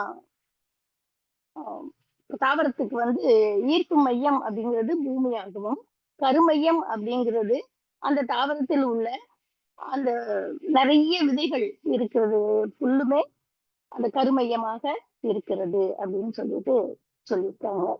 அப்போ ஈர்ப்பு மையம் கருமையம் ஆகாது, ரெண்டும் வேற வேற அப்படின்னு சொல்லியிருக்காங்க. அப்போ உணர்வுகள் எல்லாம் இந்த ஈர்ப்பு மையத்துலதான் போய் சேரும், அத பூமியில போய் சேர்ந்துரும். தாவரத்தினுடைய அதோட இலைகள் காய்கனிகள் அந்த பிரான்சஸ்ல எல்லாம் போய் சேராது. அதனுடைய உணர்வுகள் எல்லாமே எர்த்தாயிரும் அப்படின்னு சொல்றாங்க. அதனாலதான் நாம சைவ உணவை உண்ணும் போது நமக்கு பாவம் சேராது அப்படின்னு அந்த ஒரு விளக்கம் நமக்கு ஏற்கனவே தெரிஞ்சது. ஆனாலும் இன்னைக்கு ரொம்ப தெளிவா நமக்கு அது விளங்கிருச்சு. அப்போ அந்த வேர் பூமியோட இணைஞ்சு இருக்கிறதுனால அந்த பூமிக்கு அடியில விளையக்கூடிய அந்த கிழங்கு வகைகளை நாம தவிர்க்கணும் அப்படின்னு சொல்றதுக்கு இதுதான் காரணம். நமக்கு அதுல கொஞ்சம் துன்பமும் வருவதற்கு வாய்ப்புகள் இருக்கு அப்படின்னு சொல்லியிருக்காங்க. அது முதல் பலன். இரண்டாவது பலனாக ஐயா என்ன சொல்லியிருக்காங்கன்னா, தாவரங்கள் வெளியில விடக்கூடிய அந்த கார்பன் டை ஆக்சைடு, அதாவது நாம 2 அறிவு முதல் 6 அறிவு வரை உள்ள ஜீவன்கள் வெளியில விடக்கூடிய கார்பன் டை ஆக்சைடை தாவரங்கள் அதை எடுத்துட்டு அதை பூமிக்குள்ள அனுப்பிடுது. அந்த பூமி அதை சுத்தம் செஞ்சு வேரின் வழியாக மீண்டும் ஆக்சிஜனை வெளிவிடுகிறது. இது இரண்டாவது பலன். மூன்றாவது பலன் அது இன்னும் ஒரு சிறப்பான ஒரு விஷயம். அது பாருங்க, பூமிக்கு அடியில போன அந்த கார்பன் டை ஆக்சைடு சுத்தம் செய்யப்பட்டு அது ரசாயனங்களாக உருவாகிறது அப்படின்னு ஐயா சொன்னாங்க. அந்த ரசாயனங்கள் வேரின் மூலமாக மீண்டும் வெளியில அந்த இலை பூ காய் கனிகள்ல அது சேமிச்சு வைக்கப்பட்டு அது நமக்கு பயனளிக்கிறது அப்படின்னு சொன்னாங்க. பூமிக்கடியில் இருக்கக்கூடிய உலோகங்கள் அணுக்கள் ஒரு திணிவு பெற்ற நிலையில் தான் உலோகங்கள் உருவாகிறது அப்படின்னு சொல்லிட்டாங்க. இந்த 3 பலன் ஒரு இன்னைக்கு நாம தெரிஞ்சுக்க பலனாக அதுல இருக்கிறது. இதெல்லாம் எதுக்கு அப்படின்னு சொன்னா, இதெல்லாம் 2 அறிவு முதல் 6 அறிவு உள்ள ஜீவன்கள் ஆரோக்கியமாக வாழ்வதற்கு அப்படின்னு சொல்லி முடிச்சுட்டாங்க. அப்புறம் இது அந்த இலைகள் சாதாரண உணவுக்காகவும், சாதாரண இலைகளாகவும், உணவிற்கான தாவரங்களாகவும், அதுலயே இன்னும் சிறப்பா காந்த ஆற்றலை ஈர்த்து வச்சிருக்கக்கூடிய அந்த மூலிகைகளாகவும், அதுல இன்னும் மேலும் சிறப்பாக இருக்கக்கூடிய ராஜ மூலிகை தாவரங்களும் இருக்கு அப்படின்னு அந்த வகைகளை பிரிச்சு சொல்லியிருக்காங்க. அப்புறம் இந்த கருமையத்துல அது சேர்த்து வச்சிருக்கக்கூடிய அந்த வடிவம், தன்மை, இயக்க ஒழுங்கு எல்லாம் இருக்கு. அது எல்லாமே எதுக்கு அப்படின்னு சொன்னா, மீண்டும் அந்த விதைகளின் வழியாக ரீப்ரொடக்ஷன் ஆகிருக்கலாம் அப்படின்னு சொன்னாங்க. இப்ப இந்த தாவரம் வந்து அந்த அதனுடைய உணவுகளை வந்து உள்ள ஈர்த்து உள்ள உள்ள விடுது. அந்த உணவுகள் வந்து பூமிக்குள்ள போய் எர்த் ஆயிடுது. ஆனா அது மீண்டும் அது வந்து பிறருக்கு எந்த துன்பத்தையும் அது கொடுக்கிறது இல்ல. அதனால வந்து ஓரறிவுக்கு வந்து செயல் விளைவு தத்துவம் இல்லை. ஈர்ப்பாற்றல், தள்ளும் ஆற்றல் அது மட்டும்தான். 2 அறிவுல இருந்துதான் செயல் விளைவு செயல் விளைவு அந்த இது ஆரம்பிக்குது அப்படின்னு சொல்லிட்டாங்க. அப்புறம் ரொம்ப கடைசியா வந்து இந்த காந்த தத்துவம் தெரியாதவங்க இந்த கர்ம வினை தத்துவத்தை ஏற்றுக்கொள்வது இல்லை. அப்ப இந்த காந்த தத்துவம் இந்த காந்த தத்துவம் அனைவரும் தெரிந்து கொள்ள வேண்டிய அவசியமான ஒரு தத்துவத்தை வந்து ஐயா அவங்க வந்து விளக்கி சொல்லியிருக்காங்க. அனைவரும் வந்து உங்களுடைய மற்ற உங்களுடைய நண்பர்கள், அன்பர்கள் அனைவருக்கும் இதை சொல்லி எல்லாத்தையும் இதை கேட்டு பயனடைய செய்யுமாறு நான் தாழ்மையோடு கேட்டுக்கொள்கிறேன். வாழ்க வளமுடன். ஐயா அவர்களுக்கு மீண்டும் ஒரு முறை நன்றி சொல்லிக்கலாம். நன்றிங்க ஐயா. வாழ்க வளமுடன். ஐயா அறிவிப்புகள் சொல்லிட்டு அதுக்கப்புறம் கேள்வி பதில் வச்சுக்கலாமாங்க ஐயா? வாழ்க வளமுடன். வாழ்க வளமுடன். நாளை காலை 5 மணிக்கு வழக்கம் போல் தவமும் தவத்தினை தொடர்ந்து சிந்தனை தொழில்கள் நிகழ்வும் நடைபெறும். நாளை மாலை சிறப்பு சிந்தனை உரை உடலுக்குள் மனமா மனதுக்குள் உடலா என்ற தலைப்பு தமிழர் வேளாண்மை தமிழ் மருத்துவர் திரு ஞானப்பிரகாசம் ஐயா அவர்கள் உரையாற்றுவார்கள். 1, 2 தேதிகளில் பூஜையை முன்னிட்டு மாலை நேர நிகழ்வுகள் எதுவும் நடைபெறாது. 3ஆம் தேதி வெள்ளிக்கிழமை மாலை தவமும் தவத்தினை தொடர்ந்து முதுமையும் முதிர்ச்சியும் என்ற தலைப்பு ஞான ஆசிரியர் நன்மணி ஐயா அவர்கள் உரையாற்றுவார்கள். சனி மற்றும் ஞாயிற்றுக்கிழமைகளில் மாலை நேர நிகழ்வுகள் எதுவும் நடைபெறாது. வாழ்க வளமுடன். அம்மா நான் தொடரட்டுங்களா? ஓகேங்கம்மா. வாழ்க வளமுடன்மா. வளமுடன்.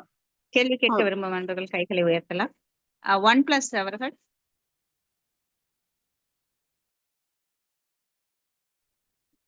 வாழ்க வளமுடன்யா. ஐயா நான் நாகஜோதி பேசுறேன். திருப்பனம்பலத்துலருந்துங்கய்யா. இன்னைக்கு நாங்க வந்து இந்த தாவரத்துல வந்து இந்த துன்ப அலை வந்து பூமியோட சென்ட்ரல் பாயிண்ட்டுக்கு போயிருதுன்னு சொல்றீங்க. இப்ப சென்ட்ரல் பாயிண்ட் போனது விளக்கும் ஆற்றலா பூமிக்கு மேல வந்துதான் ஆகணும். இந்த பூமினாலும் செயல் விளைவு தத்துவங்கிறது ஒரு தராசு மாதிரி. எதை போடுறோமோ அது வெளியே வந்துதான் ஆகணும். இப்ப கார்பன்ங்கிறது பிசிக்கல், அது வந்து ஒரு ஃபார்ம் ஆகி வர்றது. ஆனா இந்த துன்ப அலை உள்ள போன துன்ப அலை கண்டிப்பா வெளியில வந்துதான் ஆகும்யா விளக்கும் ஆற்றல. அப்புறம் எப்படி அது வந்து நமக்கு நம்மள பாதிக்காதுன்னு எப்படி சொல்ல முடியும்? அதாவது இப்போ துன்ப அலை அப்படிங்கிறது வெளியில வர்றது அப்படிங்கிறது நம்ம செயல் விளைவு தத்துவத்துல எப்படி பாக்குறோம்னா, நம்ம அடைஞ்ச துன்ப அலை அப்படிங்கிறது நமக்கு விளைவா வருதான்னா இல்ல.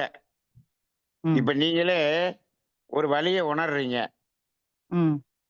நீங்க உணர்ந்த அந்த வலி உணர்வு கருமையத்துல போய் அப்படியே முடிஞ்சிருது. அவ்வளவுதான்.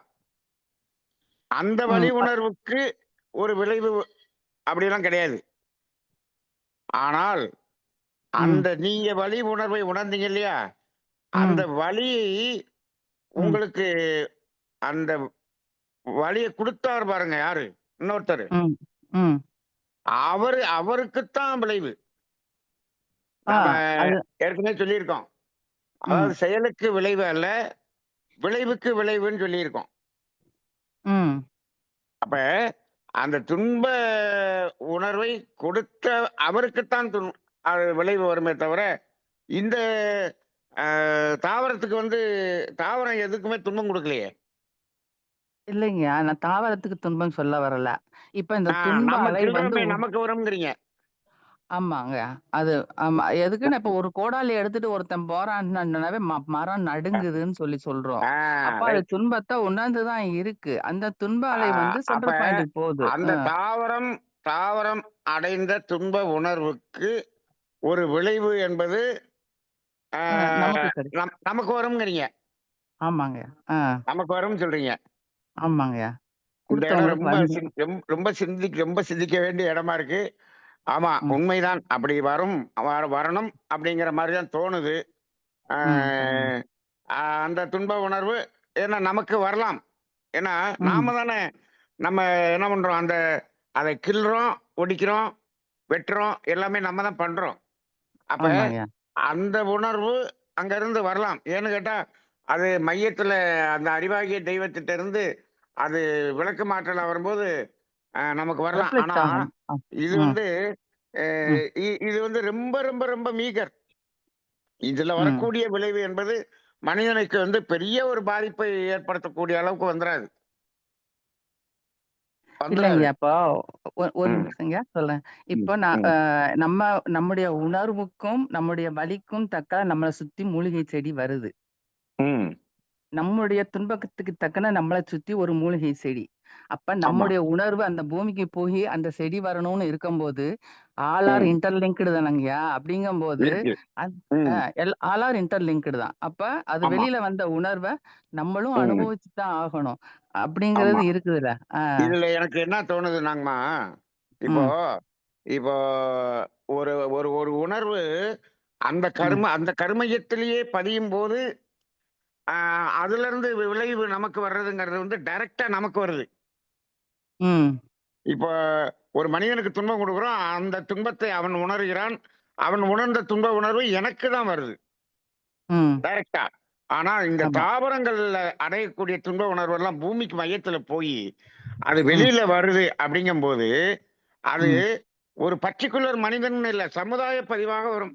எல்லா ஆ. எல்லாருக்கும் பொதுவான சமுதாய பதிவாக வரும்னு நெனைக்கிறேன்.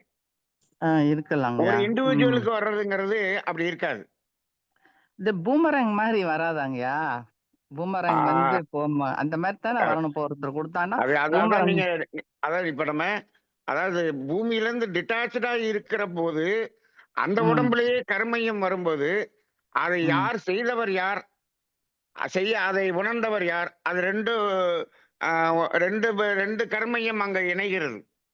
ம். இப்ப உங்களுக்கு துன்பம் குடுக்குறேன்னா, ம். உங்களுடைய கருமையமும், என்னுடைய கருமையமும் இணைஞ்சு இங்க துன்பத்தை குடுத்தது யாருங்கிற கனெக்ட் ஆயி, அந்த ஆமா. பதிவு எனக்கு வந்துருது. அந்த விளைவு ம். எனக்கு வந்துருது. ம். ஆனா இந்த தாவரத்துல வந்து அப்படி இல்ல. அது வந்து ம்.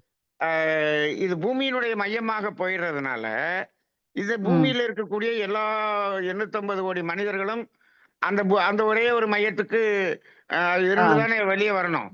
ஆமாங்கய்யா. ஆ. அதனால அது டோட்டலா எல்லா சமுதாய பதிவா தான் வருமே தவிர, ம். இண்டிவிஜுவலான ஒரு மனிதனுக்கு விளைவாக அப்படியெல்லாம் வராது.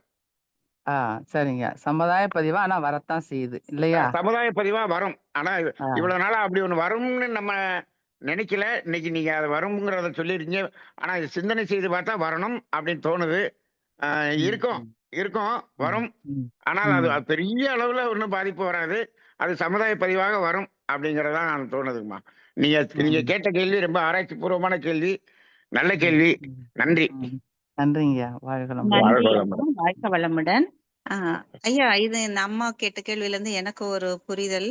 இப்போ எர்த் ம். ஆகுதுன்னு சொல்றாங்க. இப்ப பூமிக்கு அது எர்த் ஆகிடும்னும் போது பூமியின் சமுதாயத்துக்கு மையத்துக்கு போயிருங்கம்மா. பூமியின் அதாங்கய்யா. மையத்துக்கு போயிரும். ம். ஓகேங்கய்யா. ம். மக்களுக்காக படைக்கப்பட்ட அந்த உணவு அது பறித்தால் துன்பம் இல்லை என்றுதானே இயற்கை அப்படி வடிவமைச்சிருக்கோன்றது எனக்கு ஒரு ஆமா. புரிதல் வந்திருக்கு. இன்னொன்னு இருக்கு. வந்து இப்போ நம்முடைய ம். சித்தர்கள் அவங்கெல்லாம் வந்து அந்த அதிகாலை நேரம், மாலை நேரத்துல எந்த செடியையும் பிடுங்க மாட்டாங்க. வைத்தியத்துக்குன்னு செய்யும்போது அதிகாலை பிரம்ம முகூர்த்தம் 5லிருந்து 6க்குள்ள பறிக்கும்போது, அந்த நசி ம். நசின்னு ஒரு மந்திரம் சொல்லி பறிப்பாங்க. அப்போ வந்து ம். அதுக்கு எந்த துன்பமும் இன்னும் வராதுன்றது ஒரு இன்னும் நெறைய புரிதல். இருக்குங்கம்மா. எந்த ஆமா, மூலிகையை எந்த நட்சத்திரத்துல, எந்த திதியில ஆமா, புடுங்கணும் இப்படிலாம் கணக்கு இருக்குது. அப்ப ஆமா. அவங்க அந்த உணர்வு எல்லாத்தையும் உணர்ந்திருக்கிறாங்கங்கிற மாரி தோணுது. இன்னொன்னு வச்சுக்குவோம். இப்ப பாருங்க, தேவைக்காக நீங்க உணவ எடுக்கிறதுக்காக வரக்கூடிய அந்த உணவ நீங்க காய பறிக்கும்போது வரக்கூடிய துன்ப உணர்வு என்பது வேறு. ஆமாங்கய்யா. ஆனால் நீங்க என்ன பண்றீங்க, ஒரு மரத்த வெட்டி ஆ, அழகா வந்து சோஃபா செஞ்சு போட்டுக்கிறீங்க. அப்பதான் வரும். அதுக்காக வெட்டுறது துன்ப உணர்வு வேறு. அப்படிதாங்கய்யா எடுத்துக்கணும். ஆ, ஒவ்வொரு செயலுக்கு ஏற்ற அந்த உணர்வு தான் நம்ம ம் ஆ அப்ப சரிங்கய்யா. அப்படிதான் தோணுது. ஆ அது அது அதுவும் இருக்கு. அத ஆடம்பரத்துக்காக எடுத்துக்கிறோம். அதை பயன்பாட்டுக்காக எடுத்துக்கிறதுங்கிறது வேற. அதுதாங்கய்யா சமுதாய பதிவா போகும்னு நான் நினைச்சேன். ஆ இந்த சமுதாய பதிவா உணவிற்காக மாறும். படைக்கப்பட் இப்போ உணவிற்காக படைக்கப்பட்டது. ஒரு மரத்தை எடுத்து கட்ட வண்டி செஞ்சு அதுல விவசாயத்துல பயன்படுத்தணும். அதெல்லாமே வந்து ஒரு பயன்பாட்டுக்காக செய்யக்கூடியதா தான் இருக்குதா இருந்தாலும். ஆனா அதையே நம்ம வந்து இன்னைக்கு என்ன பண்ணிட்டோம்? அதை ஆடம்பரமாக மாற்றி வேஸ்ட்டா கொண்டு போய் அப்படியே உள்ள தேக்கு மரமா அடுக்கி வச்சுடுறோம் பாருங்க. அழகு பொருள்களா அடுக்கி வச்சுடுறோம். அப்படியெல்லாம் நம்ம பண்றப்ப அது சமுதாய பதிவாக மாறும். ஆமாங்கய்யா. ஐயா எந்த ஒரு சொல்லுங்கம்மா. இல்ல ஐயா வந்து மரத்தை வந்து கிளைய வெட்டும் போது ஒரு வழி, மரத்தையே ம். வெட்டும் போது ஒரு வழி. இது வழி யூனிட் தான் ஐயா வித்தியாசப்படுது. வித்தியாசப்படுது, வழிங்கிறது வித்தியாசப்படுது. யூனிட் ம், மட்டும் ம், தாங்க வித்தியாசப்படுது. அது கொஞ்சம், ம். அது நிறையங்கிறது ஆமா, அவ்வளவுதான். ஆமா. இப்ப அவ்வளவுதான். தூரத்துல இருக்க கோள்ல இருந்து நமக்கு கிடைக்கிறது கம்மின்னு சொல்றோம் பாருங்க. அதுவும் இந்த சந்திரன்ல இருந்து வர்றது நமக்கு கொஞ்சம் ஜாஸ்தின்னு சொல்றோம் ம், பாருங்க. ம். அந்த மாதிரி தான ஒண்ணு. இது அந்த வந்து அழுத்த அழுத்த உணர்வினுடைய அழுத்தம் ஜாஸ்தி அதுல, இதுல கம்மி. அவ்வளவுதான். கம்மி அவ்வளவுதான் பார்க்க முடியுமோன்னு இல்லங்கிறது இல்ல. இருக்கு. இல்லையேங்க. ஆனா, இப்ப நம்ம ஆ. ஒரு காய் இதெல்லாம் பறிக்கிறோம்னா, அதான் தேவையை பூர்த்தி செய்வதற்காக பறிக்கிறோம். ஆனா இயற்கை என்ன பண்ணுது? ம். தேவைக்காக தான் அது குடுக்குது. அப்ப இதுதான் ஒண்ணு. இப்ப ஆ. விலங்கினங்கள் வந்து தேவைக்காக இன்னொரு விலங்கினத்த அடிக்கும்போது அதுக்கு பாவம் இல்லன்னு சொல்றோம். நாம ம். தேவையில்லாம பண்ணும்போது பாவம்னு சொல்றோம். அப்ப ம். இங்கேயும் நம்ம அந்த இத அப்ளை பண்ணிற வேண்டியதான். அது தேவையின் அடிப்படையில் இருக்கிறதா? சௌகரியத்துக்கும் ஆடம்பரத்தின் அடிப்படையில் இருக்கிறதான்னு பார்த்துக்க வேண்டியதான். எதையுமே செய்ய கூட பயமா இருக்குங்க. பய பயப்பட வேண்டியதில்ல. தேவை அளவுல இருந்துட்டா யாருக்கும் பயம் இல்ல. நம்ம அதுக்கு அது சரிங்க. அடுத்த ஸ்டெப்புக்கு போம்போது எல்லாமே பயந்தாங்கம்மா. அ அ நீங்க அதாங்க. சில அதான் இடத்துல எல்லாம் சில சில இடத்துல எல்லாம் பார்த்தீங்கன்னா, அப்படியே தேக்கு மரத்த கொண்டு போய் செவுரெல்லாம் அப்படியே காச வச்சு அப்படியே செவுரெல்லாம் தேக்கு மரமா வச்சிருப்பாங்க. ம், அவங்களுடைய ம், பெருமைய ம். காமிக்கிறதுக்காக வச்சிருப்பாங்க. ஆனால் ம், ம், அந்த ம். வீட்டுக்குள்ள நீங்க பார்த்தீங்கன்னா, அதுல ஒரு நல்ல ஒரு நெகட்டிவான இதுகள் நெறைய இருக்கும்.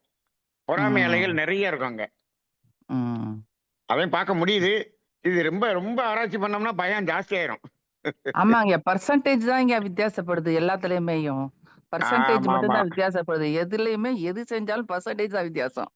நெறைய பேர் நெனைப்பாங்க. நம்ம பாட்டுக்கு ஒண்ணும் தெரியாம நம்ம பாட்டுக்கு சாப்பிட்டுக்கணும். இப்ப பார்த்தா இதுக்கு ஒவ்வொருத்தரும் பேசுறத பார்த்தா பயமா இருக்கேன்னு நெனைச்சிட போறாங்க. சரிங்க. வாழ்க வாழ்க வளமுடன். வளமுடன்ங்க. நன்றி அம்மா, நன்றி, வாழ்க நன்றி, நன்றி. நன்றி, இப்ப நன்றி. இதுல வாழ்க வளமுடன். இருந்து தெரியும் நம்ம எதையும் வேஸ்ட் பண்ணக்கூடாது. தேவைக்கு அளவுக்கு அத எடுத்துட்டு இருக்கலாம். ஏன்னா நெறைய இருக்கு தாவரங்கள். அது வந்து இப்ப சீசனுக்கு தகுந்த மாரி வருதுன்னு சொன்னாங்க ஐயா. அது ரொம்ப ம். உன்னிப்பா கவனிக்க வேண்டியது. தெரிந்தவர்கள் மட்டும் தான் அது முடியும். அதாவது இந்த மலைகளில் போய் அந்த சித்தர்கள்லாம் அந்த மூலிகையில சரியான பருவ காலத்திற்கு தகுந்த மூலிகை எல்லாம் கொண்டு வருவாங்க. அதே மாரி நம்ம தெருவோரங்கள்ல பார்த்தாலுமே இந்த குப்பைமேனி, கீழா நெல்லி, அருகம்புல் மற்ற நிறைய பூச்செடிகள் இருக்கு. அந்த ஊமத்தம்பூவும் கூட ஒரு மருத்துவ செடியாக பயன்படும். அதுவும் அந்த காலத்துக்கு தான் பூக்கும் நிறையுமே. அதனால ம். இயற்கை படைத்திருக்கிறது மக்களுக்காக. அது தேவைக்கு படைத்திருக்கு. தேவையில்லாமல் அத ம். உபயோகப்படுத்தினா அது பாவம் சேரும். ஓகேங்களா? அது ஆமா, ஒண்ணு. அதே மாரி ஆமா. அந்த மரத்தை வெட்டும்போது அது பயன் பயன் தரக்கூடியதா இருந்தா இப்ப அத நடுறதுக்காக நட்டா உங்களுக்கு பாவம் வராது. அதை வெட்டி ம். எறிவதற்காக எறிந்தால் நிச்சயமாக பாவம் வரும். எல்லாமே செயல் விளைவுதாம்மா. எல்லாத்தையும் நம்ம ஆமா. யோசிக்க வேண்டியது இருக்கு. ஆமா. மிக்க நன்றி. எல்லாமே எல்லாமே உணர்வு தாங்கம்மா. ஆமாங்கய்யா. மன உணர்வு தான். ம், ம், ம். ம். ஓகே. சரி. அதனால வாழ்க அப்பயாவது வளமுடன். விழிப்புணர்வா இருப்போமான்னு சொல்லி நமக்கு பெரியவங்களும் சொல்லியிருக்காங்க. இதையும் நம்ம உணர்வோம். நன்றி அம்மா. இல்லங்க பரமசிவன் ஐயா அவர்கள். மொத்தத்துல இயற்கையை வந்து நம்ம பாதுகாக்கணும். அவ்வளவுதான். அதுதாங்கய்யா. ம். பரமசிவன் ஐயா வாழ்க வளமுடன். வாழ்க வளமுடன். வாழ்க வளமுடன் ஐயா. மிக வாழ்க வளமுடன். சிறந்த ஒரு இன்னைக்கு ஒரு நல்ல வாய்ப்புயா. எல்லாருக்கும் அது வந்து இன்னைக்கு பாக்கியவான்களுக்கு தான் இன்னைக்கு லிங்க் நம்ம இணைஞ்சிருக்கோம்னு நினைக்கிறேன். இந்த வாய்ப்பு எல்லாருக்கும் கிடைக்குமான்னு தெரியல. யாருமே இந்த அளவுக்கு தெளிவா சொன்னது கிடையாது இது வரைக்கும். ரொம்ப தெளிவா சொல்லியிருக்கீங்க. இது என்னைக்கு நமக்கு அதாவது காலங்காலத்துக்கு இருக்காப்புல நம்ம யூடியூப்ல இந்த மாதிரி போட்ட நம்ம தமிழ் ஆனந்த யோகத்தினுடைய நிர்வாக பொறுப்பாளர்கள் அனைவரும் சசிகுமார் ஐயா, வனர்கலி அம்மா, நிறைய எனக்கு பேர்லாம் தெரியாது. எல்லாருக்குமே இந்த புண்ணியம் சேருது. இது வந்து எல்லாருக்கும் இப்ப நானே என்னுடைய மகனுக்கோ மகளுக்கோ சொல்லி இதை லிங்க் அனுப்பினாலுமே அவங்க அந்த சூழ்நிலை அவங்களுடைய இதுக்கு வரக்கூடிய ஒரு தன்மை, ஒரு வாய்ப்பு, ஒரு கடவுளுடைய பிரபஞ்சம் கொடுத்தா தான் அதுல இணைய முடியுது. அதனால நீங்க ம். கடமையை செய்யுங்க, பலனை எதிர்பார்க்காதீங்கிற மாதிரி நம்ம கடமை செய்றீங்க. தெளிவா உங்களுக்கு வந்து இது வந்து அதாவது உலகம் இருக்க வரைக்கும், இந்த நெட் இருக்க வரைக்கும், டெக்னிக்கல் இது இருக்க வரைக்கும் இது உங்களுடைய பதிவுகள் ம். என்னைக்கு வீண் போகாது. நீங்க இன்னைக்கு அழகா கொடுத்துருக்கீங்க. ரொம்ப திருப்தி எங்களுக்கு. இன்னைக்கு வாழ்க கேட்ட கேள்வி வளமுடன். வாழ்க வளமுடன்யா. இங்க நீடூழி வாழணும், நிறைய கருத்துக்கள் இது போல சொல்லணும். இதுக்கு பிரபஞ்சம் என்றும் உங்களுக்கு துணையா இருக்கும். வாழ்க வளமுடன். அதோட என்னுடைய ஒரு சிறிய இதுயா. அதாவது அம்மா முன்னால கேட்டாங்க. அது வந்து உண்மையிலேயே ஆழமான கருத்து. நான் உடனே சேட்ல போட்டுட்டேன். அது வந்து என்னுடைய இதை லேசா சிம்பிளா போட்டிருந்தேன். அதாவது அந்த தாவரங்கள் வந்து அந்த நம்ம அதை ஒடிக்கும் போதோ ஏதோ செய்யும் போதோ அது நிச்சயம் அதை உணருது உயிரினம் உணருது. அது ரசிக்கும். எதை ரசிக்கும்னா இயற்கையை ரசிக்கும். காற்று ஆடும் போதோ இதெல்லாம் ரசிக்கும், மற்ற எல்லாம் செய்யும். அதுல இவன் என்ன எண்ணத்துக்கு வர்றான், இவன் நமக்கு தடை கொடுக்குது, ஆதரவை தடை தர்றானா, கோடாரியை கொண்டு வெட்ட வர்றான், இதெல்லாம் பிரித்து அறிய தெரியும். அதுக்கு எல்லாமே இருக்கு. ஆனா துன்பத்தை கடத்தி அது பூமி தாய் கணக்க அது என்ன செய்யுது, அந்த மையம் வந்து ஈர்ப்பு வாங்கிக்குது. அந்த துன்பத்தை அது வாங்குறதுக்கு அதனுடைய விளைவு எப்படி கொடுக்குதுன்னா, இப்ப மலைகள்ல ஃபுல்லா அவங்க மரங்களா வெட்டிட்டாங்கன்னு வச்சுக்கோங்க, அந்த மலையிலே நிலச்சரிவு ஏற்படுது. நீலகிரியிலயோ இல்ல காஷ்மீர் இந்த மாதிரி இடங்கள்ல அடிச்சுட்டு வருது. அது வந்து நம்ம வான்வெளியாத்தான் மேக வெடிப்பு அது இதுன்னு சொல்றது இங்க நிறைய பூமியில இருந்தே வருது. நிறைய திடீர்னு ரோட்ல பள்ளம் வருது. நல்லா போட்டிருக்க ரோட்ல பள்ளம் போய் ட்ரக் உள்ள போறது பாக்குறோம். அந்த மாதிரி எல்லாம் நிகழ்வுகள் நடக்குது. அப்ப நம்ம செய்யக்கூடிய பதிவுகளுடைய தொகுப்பு தான் அது வந்து விளைவாக அந்த மாதிரி வருதுங்கிறது இயற்கை சீற்றமாக வருது. இது வந்து நம்ம மறுக்கவே முடியாது. முந்தி இருந்ததை விட இன்னைக்கு இயற்கை சீற்றம் கூட இருக்கிறதுக்கு காரணம் என்னன்னா, நம்ம இந்த மாதிரி அதனால அதுக்கு பேர் மகரிஷி வந்து சமுதாய பதிவுன்னு சொல்லிடுவாரு. ஆமா, அந்த மொத்தம் நீங்க சொன்னது கரெக்டியா. அது வந்து சரியான டேர்ம்ஸ் எனக்கு தெரியல, நீங்க கரெக்டா சொன்னீங்க. அதே போல சமுதாய பதிவுகள் அதே போல அது வர்றதுக்கு காரணம் அதை வச்சு நம்ம புரிஞ்சுக்கணும். ஒரு வாழ்க்கையில மனித வாழ்க்கையில நான் ஒண்ணு நினைச்சு செய்யறேன், எனக்கு விளைவு வேற மாதிரி வருது, வச்சு செய்யுது அப்படின்னாலே நம்ம கர்ம வினை எப்படி இருக்கு, நம்மளுடைய பிராரப்த கர்மா சஞ்சித கர்மா எப்படி இருக்குன்னு தெரிஞ்சு நம்ம திருந்திக்கணும். நம்ம திருந்துறோமான கிடையாது, நம்ம கிடையாது. அதனாலதான் மேலும் மேலும் செஞ்சுக்கிட்டு இருக்கோம். அதனாலதான் இந்த மாதிரி விலங்குகள்லாம் வருது. இது நம்ம பொதுவா பேச வேணாம். இப்ப அந்த தாவரங்களை பொறுத்த அளவுல அதுக்கு வந்து அந்த எதுவுமே யாருக்கும் கெடுதல் நினைக்கல, அது செய்யவும் இல்லை. அதனால அதனுடைய இது வந்து தூய்மையானதாக இருக்குது. கருமையம் எப்போ வருது, அந்த களங்கங்களை தான் பதிய வைக்கும் போது அது ஃபில்டர் கணக்கா அப்படியே கருமையத்துல பதிஞ்சு அதுக்குரிய செயல் விளைவு வருது. அப்ப இந்த செடிகளுக்கு அதனுடைய கருமையம், அதாவது அதனுடைய ஈர்ப்பு மையமாக போன பூமி அவளை இழுத்துக்குது. கெட்ட பதிவு, அதாவது அவங்க செஞ்ச கெட்ட பதிவுகளை வாங்கி அது வேற விதமா அது தள்ளுது. செஞ்சவனுக்கே அது திருப்பி விடுது, அதாவது சமுதாயத்தை திருப்பி விடுது. ஆனா அது வந்து தூய்மையா இருக்கு எது, தாவரங்கள். அப்ப அதனுடைய செயல்பாட்டுக்கு அதனுடைய தன்மை, மற்ற விஷயங்கள், அந்த வாழக்கூடிய முறை, இந்த இதெல்லாம் ஒவ்வொரு செல்லையும் நமக்கு இதயம்னா எப்படி துடிக்கணும், ஈரல்னா எப்படி இருக்கணும்னு அதுக்கு ஒரு அறிவு இருக்குல்ல, அந்த இதுக்கு ஒரு மையம். அந்த அறிவு அதுக்கு இருக்கக்கூடியது அந்த கருமையத்துலதான் அது இருக்கு. அது வந்து அதுல தீயது எதுவுமே இல்ல, தீய பதிவுகளே இல்ல. அதனால அந்த பதிவுகள் வந்து அதை எப்படி தன்னை அதாவது தன்னுடைய பரம்பரையை சந்ததியை விருத்தி பண்றதுக்குரியதுதான் இருக்கு. அப்ப அந்த இதுதான் இருக்கனால நம்ம அதை சாப்பிடறதுல எந்த ஒரு கெடுதலும் கிடையாது. தேவையை பூர்த்தி பண்றதுக்கு அது ஒண்ணும் செய்யாதுங்க. கொடுத்த இது அது இந்த பூமி பஞ்சபூதத்துல நம்ம பூமி நமக்கு கொடுத்த ஒரு கொடை கூட வச்சுக்கோங்க, அதுக்காக தான் கொடுத்துருக்கு. நம்ம அதுக்கு பிரதிபலன் அதை சாப்பிட்டுட்டு நம்ம அந்த கொட்டையை போட்டு அது பரவுறதுக்கு உதவி செய்யறோம், நம்மள உதவி செய்யறோம், இந்த மாதிரி செய்யறோம். அதனால அது வந்து நமக்கு அந்த நல்லது செய்யும் போது உனக்கு நான் நல்லது செய்யறேங்கிற மாதிரி அது கரெக்டா வந்திருக்கு. ஆனா நம்ம அதை அதனுடைய அடிவேரோட சாய்க்கும் போதோ இல்ல அதை ஒடிச்சு துன்பப்படுத்தும் போதோ அதனுடைய செயல் விளைவு நமக்கு இருக்கு. ஆனா நம்ம அது அந்த ஒரு அதாவது கெடுதலே நினைக்காதவனுக்கு நம்ம கெடுதல் செய்யறது வந்து நம்ம அறியாம செய்யும் போது அது வந்து அறியாம, அதாவது உணர்வு தான் முக்கியம். நல்ல உணர்வோட நம்ம கொடுக்குற ஒருத்தனுக்கு அவன் என்ன ஏமாத்துறான் இல்ல ஏதோ கெடுதல் பண்றான்னா அந்த பாவம் வந்து என்ன சேராது. நான் நல்ல உணர்வோட தான் கொடுக்குறவன் அவன் தகுதியா எல்லாம் திறமையெல்லாம் பார்த்துதான் கொடுக்குறேன். ஆனா அவன் அதை தவற பயன்படுத்தினான்னா அது அவனுக்கு தான். அது போல என்னையா அதாங்க, அது கர்மையம் டு கர்மையம் அப்படிங்கிற லிங்க் வரும்போது வேற, இது வந்து பூமியின் மையத்துக்கு போறதுனால இது சமுதாயம் அப்படின்னு சமுதாய பதிவா தான் மாறும். யாருக்கு செஞ்சோமோ அந்த சமுதாய பதிவா கொடுத்துருது நமக்கு. சமுதாய பதிவா ஒட்டுமொத்தமாக அது இயற்கை சீற்றமாக வருகிறது. ரொம்ப நன்றியா. இந்த இன்னைக்கு உண்மையிலேயே மிஸ் பண்ணவங்க எதையோ பெரியதாக மிஸ் பண்ணிடுறாங்க. ஆனா நல்ல வேலை இன்னைக்கு நம்ம வாழ்ற காலத்துல யூடியூப் இருக்கு. யூடியூப்ல ஒரு தடவைக்கு 40 தடவை போட்டு கேட்டுக்கலாம். இது என்னைக்கும் நீங்க வந்து இது ஒரு குறையாவே நினைக்காதீங்க. உங்ககிட்ட கேட்கறவங்க 1 2 இருக்கலாம். நான் உலகமே இதை கவனிக்கும். ஒரு காலத்துல உலகமே உங்களை போற்றி கொண்டாடும். இது நிச்சயம் நடக்கும். ஆனா இது உடனே நடக்காது. இன்னைக்கு ஒருத்தர் செஞ்ச தவறு வந்து அவன் சந்ததிக்கு வந்து காலத்துல அனுபவிப்பான்னு சொல்ற மாதிரி இது வந்து நீங்க செய்யற நடத்தைகள் வந்து உடனே பலன் கிடைக்காது. எதுவுமே ஒரு நிதானமா பூ உடனே பூத்துறாது. ஒரு விதை விதைச்சோம்னா அதுக்கும் ஒரு டைம் இருக்கு. அது போல ஒரு குறிப்பிட்ட காலம் வந்த பிறகு நிச்சயம் உங்களுடைய புகழ் உங்களுடைய தொண்டு எல்லாம் போற்றப்படும். இந்த உலகத்துல இருக்க அனைவரும் உங்களை அதை உணர்ந்து ரசிப்பாங்க.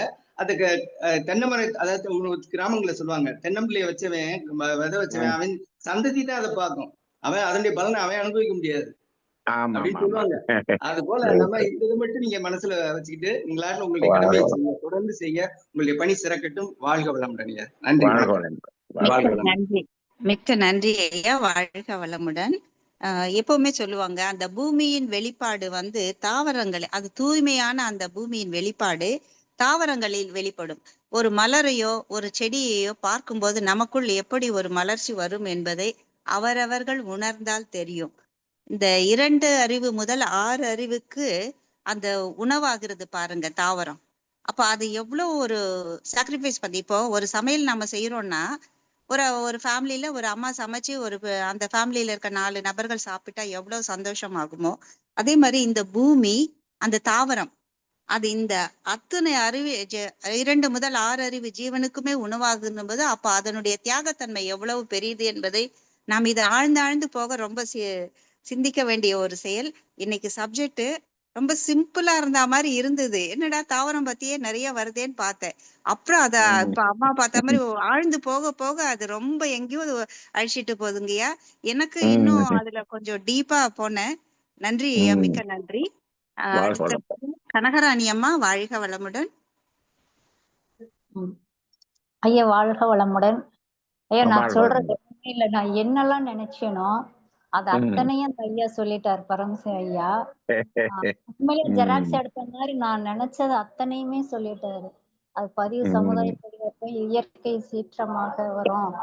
இப்ப மரங்களை எல்லாம் விட்டுட்டோம்னா காத்து மாசுபடுது இல்லைங்களா? ஒரு நல்ல ஆக்சிஜன் ஒரு மரத்தை விட்டுட்டா அங்க இடத்துல காத்து மாசுபடுறது. என்னென்ன கொடுக்கணுமோ அத்தனையும் இயற்கை சீற்றமாக வந்துரும். எல்லாமே வந்துரும். அது நீங்க சொல்லும் போதே நமக்குள்ள அந்த உணர்வு வந்துருச்சு, இதெல்லாம் பண்ணா நம்ம இந்த மாதிரி எல்லாம் வரும். ஏன்னா அந்த உரைகளை எல்லாம் கேட்டு கேட்டு நமக்குள்ள அந்த நீங்க என்ன சொல்றீங்களோ அதனோட இதெல்லாம் நம்மளுக்கு அது வெளிப்பட வந்துடுது, இப்படிதான் நடக்கும் அப்படின்ட்டு. நீங்க சொன்னீங்க இல்லைங்களா, அந்த உரை, உங்களோட உரையெல்லாம் சொன்னாப்புல இதோட மதிப்பு யாருக்கும் தெரியலைங்கய்யா. ஐயா சொன்ன மாதிரியே தான். அதை நீங்க சொல்லும் போதே நானும் உணர்ந்தேன். இது வந்து பின்னாடி ரொம்ப விலை மதிக்க முடியாத ஒரு உரையா எல்லார்கிட்டையும் இது போய் சேரும் அப்படிங்கிறது அதுல ஒரு சந்தேகமே இல்லை. நிறைய பேர்த்த போய் கண்டிப்பா அது போய் சேருங்கய்யா. இது நம்ம சொல்றோம், யாருமே கேட்க மாட்டேங்கிறோம்னு சொல்றோம். ஆனா வந்து நிறைய பேர்ட்ட இது போய் சேர்ந்து எல்லாரையுமே சிந்தனை பண்ண வைக்குங்கய்யா. கண்டிப்பா இன்னைக்கு ரொம்ப ஆழமா இருக்குங்கய்யா. ஏன்னா சொன்னதையே நானும் சொல்ல விரும்பல, நான் சொன்னதை எல்லாம் எல்லாருமே சொல்லிட்டாங்க. மிக்க நன்றி அம்மா, வாழ்க வளமுடன். இன்னைக்கு ஐடி ப்ரொஃபஷன்ல இருக்கவங்க எல்லாம் கூட இந்த இயற்கை விவசாயத்தை நோக்கி வரக்கூடிய ஒரு காலமா இப்ப இருக்கு. எவ்வளவு நம்ம சம்பாதிச்சாலும் அந்த பணம் காசை எடுத்து சாப்பிடவே முடியாது என்பது எல்லாருக்குமே தெரிஞ்ச விஷயம். எப்படி இருந்தாலும் அந்த உணவுக்கு தான் போகணும். அதுக்குதான் அன்னைக்கே திருவள்ளுவர் சொன்னார், சுழன்றும் ஏற்பின்னது உலகம் அப்படின்னு சொன்னாங்க. சோ இது மறுபடியும் நாம ரிவர்ஸ் போற மாதிரி தான் ஆகும். சோ அந்த இயற்கையோடு இணைந்த வாழ்வை வாழ்ந்தால் நீங்கள் என்றும் ஆரோக்கியமாக இருக்கலாம். நன்றி ஐயா. இந்த நல்ல ஒரு எளிதான, தெளிவான, ஆழமான புரிதலுக்கு இந்த சிந்தனை உரை அருளிய உங்களுக்கு நன்றி. நீங்களும் உங்கள் அன்பு குடும்பமும் வாழ்க வளமுடன், வாழ்க வளமுடன், வாழ்க வளமுடன். மிக்க நன்றி ஐயா. பரமசிவன் ஐயா மீண்டும் கைகளை உயர்த்தி இருக்கிறார், பேசலாம். வாழ்க வளமுடன் அம்மா, வாழ்க வளமுடன் ஐயா. அதாவது இயலாத ஒருவன், அதாவது அதனால் உடல் சக்தி, உடல் ஆற்றல் இல்லாத ஒருத்தனை துன்புறுத்தும் போது அவனுக்குன்னு ஒரு, அதாவது ஒரு குடிமகன் நம்ம துன்புறப்படுறான்னா அந்த மன்னன் வந்து காப்பான், எப்படி காப்பானோ அது போல இந்த தாவரங்கள் வந்து அதனுடைய நல்லது செய்யணும்னு கொடுத்த ஒரு கருவிகள். அதாவது ஒரு தேவ தூதர்கள் கணக்கா வச்சு, வார்த்தை தப்பா இருக்கலாம், அதாவது பூமியினுடைய பல சர்வன்ட்ஸ் கணக்கா அவங்க நல்லது செய்யறதுக்கு வந்தாங்க. ஆனா அவங்களுக்கு ஒரு துன்பம் கொடுக்கும் போது அந்த பொறுப்பு, அந்த துன்பம் கொடுத்தவனுக்கு என்ன தண்டனை கொடுக்கணுங்கிற பொறுப்பு யாருக்கு வந்துருது? அந்த மையத்துக்கு வந்துருது. அந்த மையம் அதுக்கு தகுந்தாப்புலதான் இந்த இயற்கை விளைவை கண்டிப்பா கொடுக்குது. அதுக்காக அது இயலாதவன்கிறத வந்து நம்ம முன்னோர்கள் வந்து ஏன் வந்து இத பூமி தாய் அப்படின்னு சொன்னாங்க அப்படிங்கறத பார்க்கும்போது, ஒரு தாய் வந்து ஒரு சின்ன துன்பத்தை கொடுத்தாலும் தாங்கிக்கிறாங்க, திருப்பி கொடுக்க மாட்டேங்கிறாங்க. ஆமா அதனாலதான் அப்படி ஆமா சொன்னாங்களோ அப்படின்னு தோணுது. முடிக்கிறது. இன்னைக்கு நல்ல சிந்தனையா உங்களுக்கு வாழ்க ரொம்ப வளமுடன். நன்றி. வாழ்க வளமுடன். நிறைவான ஒரு இதுயா, மனது வாழ்க நிறைவா வளமுடன். இருக்கு. வாழ்க. கமலவண்ணி அம்மா பேசலாம். நன்றி அம்மா. வாழ்க வளமுடன் ஐயா. வாழ்க ஐயா, வளமுடன். அவங்க சொன்னாங்க இந்த தாவரத்துல இருந்து நமக்கு ம், ஆஹ் அந்த துன்ப உணர்வு நமக்கு துன்பமா வரும் அப்படின்னு சொல்லிட்டு சொன்னாங்க ஐயா. ம், நீங்களும் ம். இல்ல, ஆஹ் அதாவது அவங்க என்ன கேக்குறாங்கன்னா, அது ஆஹ் மையத்துக்கு போயிடுச்சுன்னா அது திரும்பி வந்துதானே ஆகணும். உம் உம் எது ஒண்ணுனாலும் மையத்துக்கு போனோடனே திரும்பி வந்துதானே ஆகணும் ஆமா அப்படிங்கிற அடிப்படையில அப்படின்னு அவங்க சொல்றாங்க ஐயா. கேக்குறாங்க. அது ஆனா ஆஹ் ஆ, இயற்கை தானே ஆனா அது. வந்து இயற்கை தானா? அப்போ ம், இயற்கையில தாங்கய்யா அந்த ம், நமக்கு வந்து ஆஹ் அது அணுவுலயே இருக்கு அப்படின்னு சொல்லிட்டு அழகு ராமானுஜன் வந்து ஒரு தடவை அந்த கிளாஸ் எடுக்கும்போது என்ன தெரியுமாங்க சொன்னாரு? இந்த ம், ஆஹ் இது வந்து அது இயற்கையிலே என்ன இருக்குன்னு சொன்னா அந்த பஞ்சபூதங்கள் ஆகட்டும், அந்த இது வந்து ம், தூய்மைப்படுத்துதலும் சமப்படுத்துதலும், ம். அது வந்து அது இயற்கையினுடைய தன்மை அப்படின்னு சொன்னாருங்க. ஆமா, ஆமா, அப்போ வந்து ஆமா. இப்ப இந்த தாவரங்கள் வந்து நிறைய வந்துருச்சு அப்படின்னா ம், அது பேலன்ஸ் பண்றதுக்கு தானங்கய்யா வந்து ஆஹ் ம், இந்த நமக்கு விலங்குகள் வந்தது. ம், அதை பேலன்ஸ் பண்றதுக்கு அது ரொம்ப அதிகமா காடே ஃபுல்லா அது பேலன்ஸ் பண்றதுக்கு அந்த விலங்குகள் அதிகமா ஆஹ் அந்த மான் அந்த மாதிரி யானை இதெல்லாம் தாவரங்களை ரொம்ப அழிச்சிடக்கூடாதுன்னு, அது ரொம்ப ம். வந்துடக்கூடாதுன்னு அது பேலன்ஸ் பண்றதுக்கு சிங்கம் புலி எல்லாம் வந்தது அப்படின்னு அதாவது சொல்லிட்டு. அததான் அது என்ன சொல்லுவாங்கன்னா, ஆஹ் ஈக்கலாஜிக்கல் பேலன்ஸ்ன்னு சொல்லுவாங்கம்மா. அதாவது சரிங்க. ஆஹ் அதாவது ஒன்றோட ஒன்று சார்ந்துதான் இந்த படைப்புகள் இருக்கு. படைப்புகள் அப்ப இருக்கு. ஆஹ் ஆமா. அப்ப அதனால அது எப்படி ஈக்கலாஜிக்கல் பேலன்ஸ்ன்னு சொல்லுவாங்க. அது இயற்கை அப்படின்னு சொல்லிடுவாங்க. ஆஹ் அப்புறம் எப்படிங்க அது நமக்கு துன்பம் வரும்? இல்ல, அதாவது அதாவது அது நமக்கு பெருசா ஒண்ணும் பாதிக்காது. ஆஹ் ஆனா ஆஹ் அவங்க கேட்ட கேள்வி என்னன்னா, அது உள்ள போனது, அது ஈர்ப்புல மையத்துக்கு போனது திரும்பி வந்துதானே ஆகணும் அவங்க அப்படிங்கிற. கேட்ட கேள்விக்கு ஆ, அது அது ரைட்டு, வந்துதான் ஆகணும். இருந்தாலும் எனக்கு வந்து நெட் இல்லையே, இப்போ நெட் கேட்கல. இப்ப இப்ப நான் வந்து இப்ப நீங்க வந்து எனக்கு ம், என்னை என்னை அடிச்சிட்டீங்க. இப்ப ம். துன்பம்னு வந்துருச்சு. அதுக்கு நான் என்ன சரி. பண்ணலாம்? மன்னிப்பும் கொடுக்கலாம், திரும்பியும் அடிக்கலாம். ஆ, 2ல எது வேணாலும் செய்யலாம். ஆனா அந்த பூமி தாய் என்ன செய்யலாம். பண்ணும்? மன்னிச்சுக்கும். மன்னிச்சு மன்னிச்சுக்கும். அதனாலதான் அது ஆ, பூமி தாய் அப்படின்னு சொல்றோம். அதனால அது ஆமாங்க. இது வந்து ஒரு பெரிய ஒரு விளைவா வராது. இப்ப நாம ஆ, வந்து இத வந்து இவ்வளவு சிந்திக்கிறதெல்லாம் இருக்கட்டும். முதல்ல மனுஷனுக்கு துன்பம் கொடுக்கறத முதல்ல நிறுத்துவோம். அது கரெக்ட் தாங்க. இல்ல இவங்க அந்த அவங்க சொன்னதுக்கு நான் கேக்குறேன். அப்ப வந்து ரைட். தாவரங்களுக்கு வந்து நாம அது காய் எல்லாம் பறிச்சு சாப்பிடுறது அப்படின்றது வந்து நமக்கு பெரிய துன்ப விளைவாக இல்ல, தான் அது வந்து போகுது. நீங்க தேவைக்கு தான் பண்றீங்க. ஆ, தேவைக்கு பண்றதில்ல. ஆனால் அதையே வந்து நம்ம ஆடம்பரத்துக்காக நம்ம பண்ண ஆரம்பிச்சுட்டோம் இப்ப. முன்னாடியெல்லாம் அப்படி ஆ, இல்ல. ஆ, ஆ, ஆ, அது ஆ, பயன்பாட்டுக்கு மட்டும் தான் அத பண்ணணுமே தவிர, ஆ, இப்ப ஆ. வந்து அத எடுத்து கொண்டு வந்து என்ன பண்றது? என்ட்ட காசு இருக்குன்னா அப்படியே என்ன பண்றது? ஆமா, ஆமா, அப்படியே செவுரெல்லாம் தேக்கு மரமா, அப்படியே தேக்கு மரத்திலேயே ஆமா. செவுரு வைக்கிறது. அத ஆ, பண்றது, ஆ, இத பண்றது. இதெல்லாம் ரொம்ப ஆடம்பரம். நீங்க பெரிய ஸ்டார் ஆ, ஹோட்டல்ல எல்லாம் பார்த்தீங்கன்னா, அப்படி மரத்த கொண்டு ம். வந்து அப்படி வச்சு ஆ, ஆ, இதெல்லாம் வந்து ஆ. ஒரு நெகட்டிவான விஷயம் தான். சரிங்க, சரிங்க. அத நம்ம சொல்லிதான் ஆகணும். அது அது இயற்கைக்கு செய்யக்கூடிய அது ஒரு துரோகம் தான். அடக்குமுறை மீறும்போது அந்த இதுல வந்துரும் இல்லைங்க அது. ஆமா. அது மீறுறவங்களுக்கு அது அதனுடைய அது அந்த அதோட சமுதாய விளைவு பதிவுல வந்துட்டே இருந்து தான் அவங்களுக்கு வரும். வரும், வந்துதான் ஆகும். வரும். ஆமா. ஆமா. அது இந்த காலத்துல பேச வேண்டியதா இருக்கு. ம். சரிங்க. நன்றி, சரி. நன்றி அம்மா. மிக்க நன்றி. வாழ்க வாழ்க வளமுடன். வளமுடன். வாழ்க வாழ்க வளமுடன். ஐயா, வளமுடன். இப்போ இந்த தாவரத்தை பேசும்போதே இவ்ளோ வருதுன்னும் போது அடுத்தடுத்து இன்னும் நிறைய இருக்கு. அப்ப எவ்வளவு கர்ம வினைகள் கூடும்? இதுல என்னன்னாங்க நீங்க ஐயா, இப்போ மனுஷன சொல்லுங்க. பேசும்போது ஹோல்சேலா வரும். மொத்தமா. ஆமா, நிறைய வரும். இது தாவரத்துக்கே இப்படி பயப்படுறாங்களே, இன்னும் நிறைய இருக்கே. ஆமா. பொறுத்துக்கலாங்க. ஏன்னா ஏரோஸ் வருது நிறைய. இப்ப ஒரு ஏரோ தான் வந்திருக்கு. நிறைய இல்லம்மா. ஏரோ வானத்துல இருந்த அதாவது கோழிகள். சொல்லுங்க. நம்ம எப்படி பார்க்கணும்னா, சொல்லுங்க. தாவரத்துக்கே ஒரு பயம் வந்துருச்சு. அப்ப ஆ.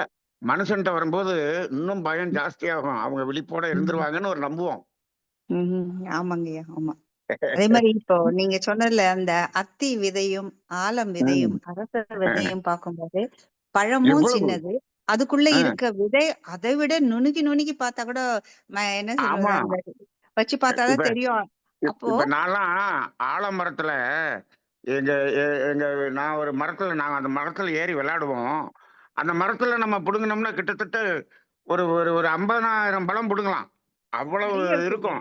ஒரு ஒரு கிளையிலேயே ஒரு பழத்தை 100 அதான் ஒரு பழத்தை நம்ம உடைச்சு பார்த்தோம்னா அதுல கிட்டத்தட்ட ஒரு 200 300 விதை இருக்கும். அதிகமாவே இருக்குங்கய்யா. அந்த ஆமா, அதாவது ஒரு இலை 5 இலை வந்திருந்துன்னா அந்த 5 இலைக்குள்ளயும் ஒரு 200 300 காய் இருக்கும். அப்போ ஆமா, மரத்துல எவ்வளவு இருக்கும்னு பாத்துக்கோங்க. நான் போன ஆமா. வாரம் தான் அந்த விதையெல்லாம் கொண்டு வந்து இங்க கொஞ்சம் போட்டேன். அப்ப இப்ப இதுல அத்தனையிலையும் அந்த அந்த அறிவாகிய தன்மை வந்து அத்தனையிலையும் உள்ளுக்குள்ள அவ்வளவு அடங்கி இருக்கு. எவ்வளவு ஷார்ப்பா அத சுருக்கி இருப்பா வச்சிருக்கு பாருங்க. இப்ப இது மக்கள் நம்ம இருக்கிற 25 அன்பர்களாவது ஒரு பழத்தையும் கட் பண்ணும்போது தக்காளி, பச்சை மிளகாய், ஆ, அந்த பலாப்பழம் அப்படியே கட் எடுத்து பண்ணும்போது பார்க்கணும். அதனுடைய அதனுடைய ஷேப்ப பாத்தீங்களா? அதே மாதிரி சீதாப்பழம் ஒவ்வொன்னும் ம். ஆச்சரியமா இருக்குங்க. எப்படி ஒரு அடுக்கு மாதுளம் பழத்தை எடுத்துக்கோங்க. அதனுடைய அடுக்குகள் ஒவ்வொரு நீங்க லேயரா நீங்க வச்சுட்டு ஒரு நான் மிளகா வத்தலை எடுத்து அப்படியே உதுத்து பாருங்க. அதுக்குள்ள எத்தனை விதை இருக்கு பாருங்க. அத்தனை கருமையும் இருக்கு. 50க்கு மேலயும் இருக்கும். ஆமா. ஆ, எங்க வீட்ல அத்தனை இருக்கு. பீர்க்கங்காய் காய்ச்சி இருந்ததுங்கய்யா. பீர்க்கங்காய் 1 ஒரு கை அளவுக்கு ம், தான், முழங்கை அளவுக்கு. அதுல 100 விதை இருந்தது. 100 அந்த சின்ன அதான். பீர்க்கங்காயில ஒரு 100 விதை இருந்தா அப்ப எவ்வளவு பரவல். இதுல மனிதர்களை விட பறவைகள் தாண்டா விதை பரவலாக்கம் செய்யக்கூடிய முதல் ஆமா, ஹம், ஆஹ் இது. ஏன்னா இப்ப ஆமா. இந்த ஒரு நிகழ்விலாவது மக்கள் அனைவரும் ஒவ்வொருவரும் நிறைய பொருள்கள் வாங்குறோம். அதெல்லாம் தேவையே இல்லாது. ஏன்னா 500 1000 போட்டு வாங்குறோம். ஆனா ஒரு 50 ரூபாய் 20 ரூபாய் 10 ரூபாய் கூட இப்போ செடிகள் வந்துருச்சுங்கய்யா. ஏன்னா நிறைய இயற்கை ம், வாழ்வியலாளர்கள் இந்த மரத்தை ம். எப்படியாவது மக்களுக்கு கொண்டு செல்லணும் இயற்கைன்ட்டு 10 ரூபாய் கூட குறைந்த அளவுக்கு கொடுக்குறாங்க. நிறைய ஒவ்வொரு ஊர்லயும் நர்சரி வந்துருச்சு. அது மக்கள் கொஞ்சமாவது மரக்கன்று பழகணும். நிறைய குடுக்குறாங்கம்மா. அதை வாங்கிட்டு போறாங்கம்மா, ஃப்ரீயாவும் கொடுக்குறாங்க வைக்கிறாங்கம்மா. ஐயா. ஆனா ஆமா. அது வந்து வளர்றது இல்ல. அது அது அப்படியே நம்ம ஏன்னா மாடு கடிக்க விட்டுறாங்க. வளர்க்கறது இல்ல, தண்ணி ஊத்துறது இல்ல, பராமரிப்பு இல்ல. அட்லீஸ்ட் அதான் கஷ்டம். அவங்கவங்க வீட்டுக்கிட்டயாவது அது ஒவ்வொரு குழந்தைகளுடைய பிறந்த நாளுக்கும் நீங்க பணமா கொடுக்காம ஒவ்வொரு செடி மரமாக கொடுத்து கொஞ்சம் வளர்ந்த மரமா கொடுத்துட்டு அதை காப்பாத்திடலாங்க ஐயா. ஒவ்வொரு பர்த்டேக்கும் நீங்க கிஃப்டா கொடுங்க. நிச்சயமா உங்க பிள்ளைகளுக்கு நீங்க அது ஒரு சொத்து கொடுக்குற மாதிரி தான் ஆகும். ஒரு மரம் அது கார்பனை மட்டும் ஈர்த்துக்கிறது இல்ல, ஆக்சிஜனை வெளிவிடுறது இல்ல. அந்த நீர் மேலாண்மை செய்கிறது அந்த மரம். நமக்கு நிழல் கொடுக்கிறது, பறவைகளுக்கு வீடு ஆகிறது, காற்று குளிர்ந்த காற்று வீசுகிறது. வெயில் நாள்ல போயிட்டு நீங்க நிழல்ல நின்னா தான் தெரியும் அதனுடைய அருமை. அந்த மரம் எவ்வளவு வேலை செய்யுது. ஏன்னா மரம் இல்லைன்னா நாம இருக்க மாட்டோம்ன்றது முதல் உண்மை. நிச்சயமாக வாழ்க வளமுடன். ஒவ்வொருவரும் குறைந்தது ஒரு 50 மரங்களையாவது நட்டு பயன்பெற வேண்டும். அடுத்து 1+ மறுபடியும் லைன்ல வந்திருக்காங்க. அம்மா பேசலாம். ஐயா வாழ்க நாகஜோதி அம்மா. வளமுடன் ஐயா. ஐயா ஐயா சொல்லுங்க, வாழ்க வளமுடன் சொல்லுங்க, ஐயா.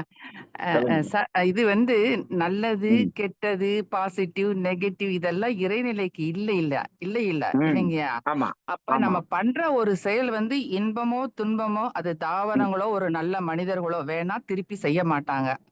ம், ஆனா உள்ள ம், நம்ம பண்ணுன அந்த துன்ப அலைய அதை அவங்க அனுபவிச்சிருக்காங்கன்னா அது கண்டிப்பா ம், அது பெர்சன்டேஜ்ல தான் சார் வித்தியாசப்படுமோன்னு அனுபவிக்காம ம். யாரும் இருக்க முடியாதுங்கய்யா. அதான் இப்படி எனக்கு அதத்தான் நம்ம மனசுக்கு நம்ம நம்ம அதை ம், எப்படி எடுத்துக்கலாம்னா, நாம ம், தேவையை மீறி எதை அனுபவித்தாலும் ம், ரைட்டுங்களா?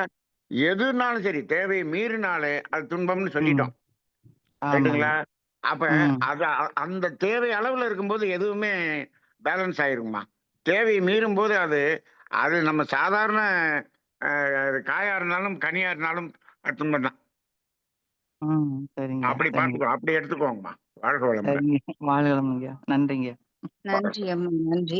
இப்ப எப்படி விலங்குகள் அதிகமானா அதை பேலன்ஸ் பண்ணக்கூடிய, இப்போ மாடு அதெல்லாம் மான் அதிகமானால் சிங்கம் புலி அதை வேட்டையாடுதோ அதே மாதிரி இப்ப பாத்தீங்கன்னா நான் வெஜிடேரியனை விட வெஜிடேரியன் ஷாப்ஸ், காய்கனி அங்காடிகள் நிறைய இருக்குங்க. நிறைய விளைச்சல் வந்திருக்கு. அதனால சாப்பிடலாம். இயற்கை நமக்கு தானா கொடுத்துருக்குன்றத அதை நம்ம வேஸ்ட் பண்ணாதான் தப்பு. வேஸ்ட் பண்ணாம நீங்க அதை ப்ராப்பரா யூஸ் பண்ணுங்க. எல்லோரும் இயற்கையை சார்ந்து வாழ்வோம். ஐயா சொல்ற மாதிரி அந்த அன்பும் அமைதியும் நிறைந்து வாழ்வோம். இன்பம் மகிழ்ச்சி நமக்கு தன்னாலே வரும். இருக்கக்கூடிய அந்த நிறைவு நமக்கு எழுச்சி பெறும். நன்றி. வாழ்க வளமுடன். இத்துடன் இந்த நிகழ்வை நிறைவு செய்துக்கலாம்.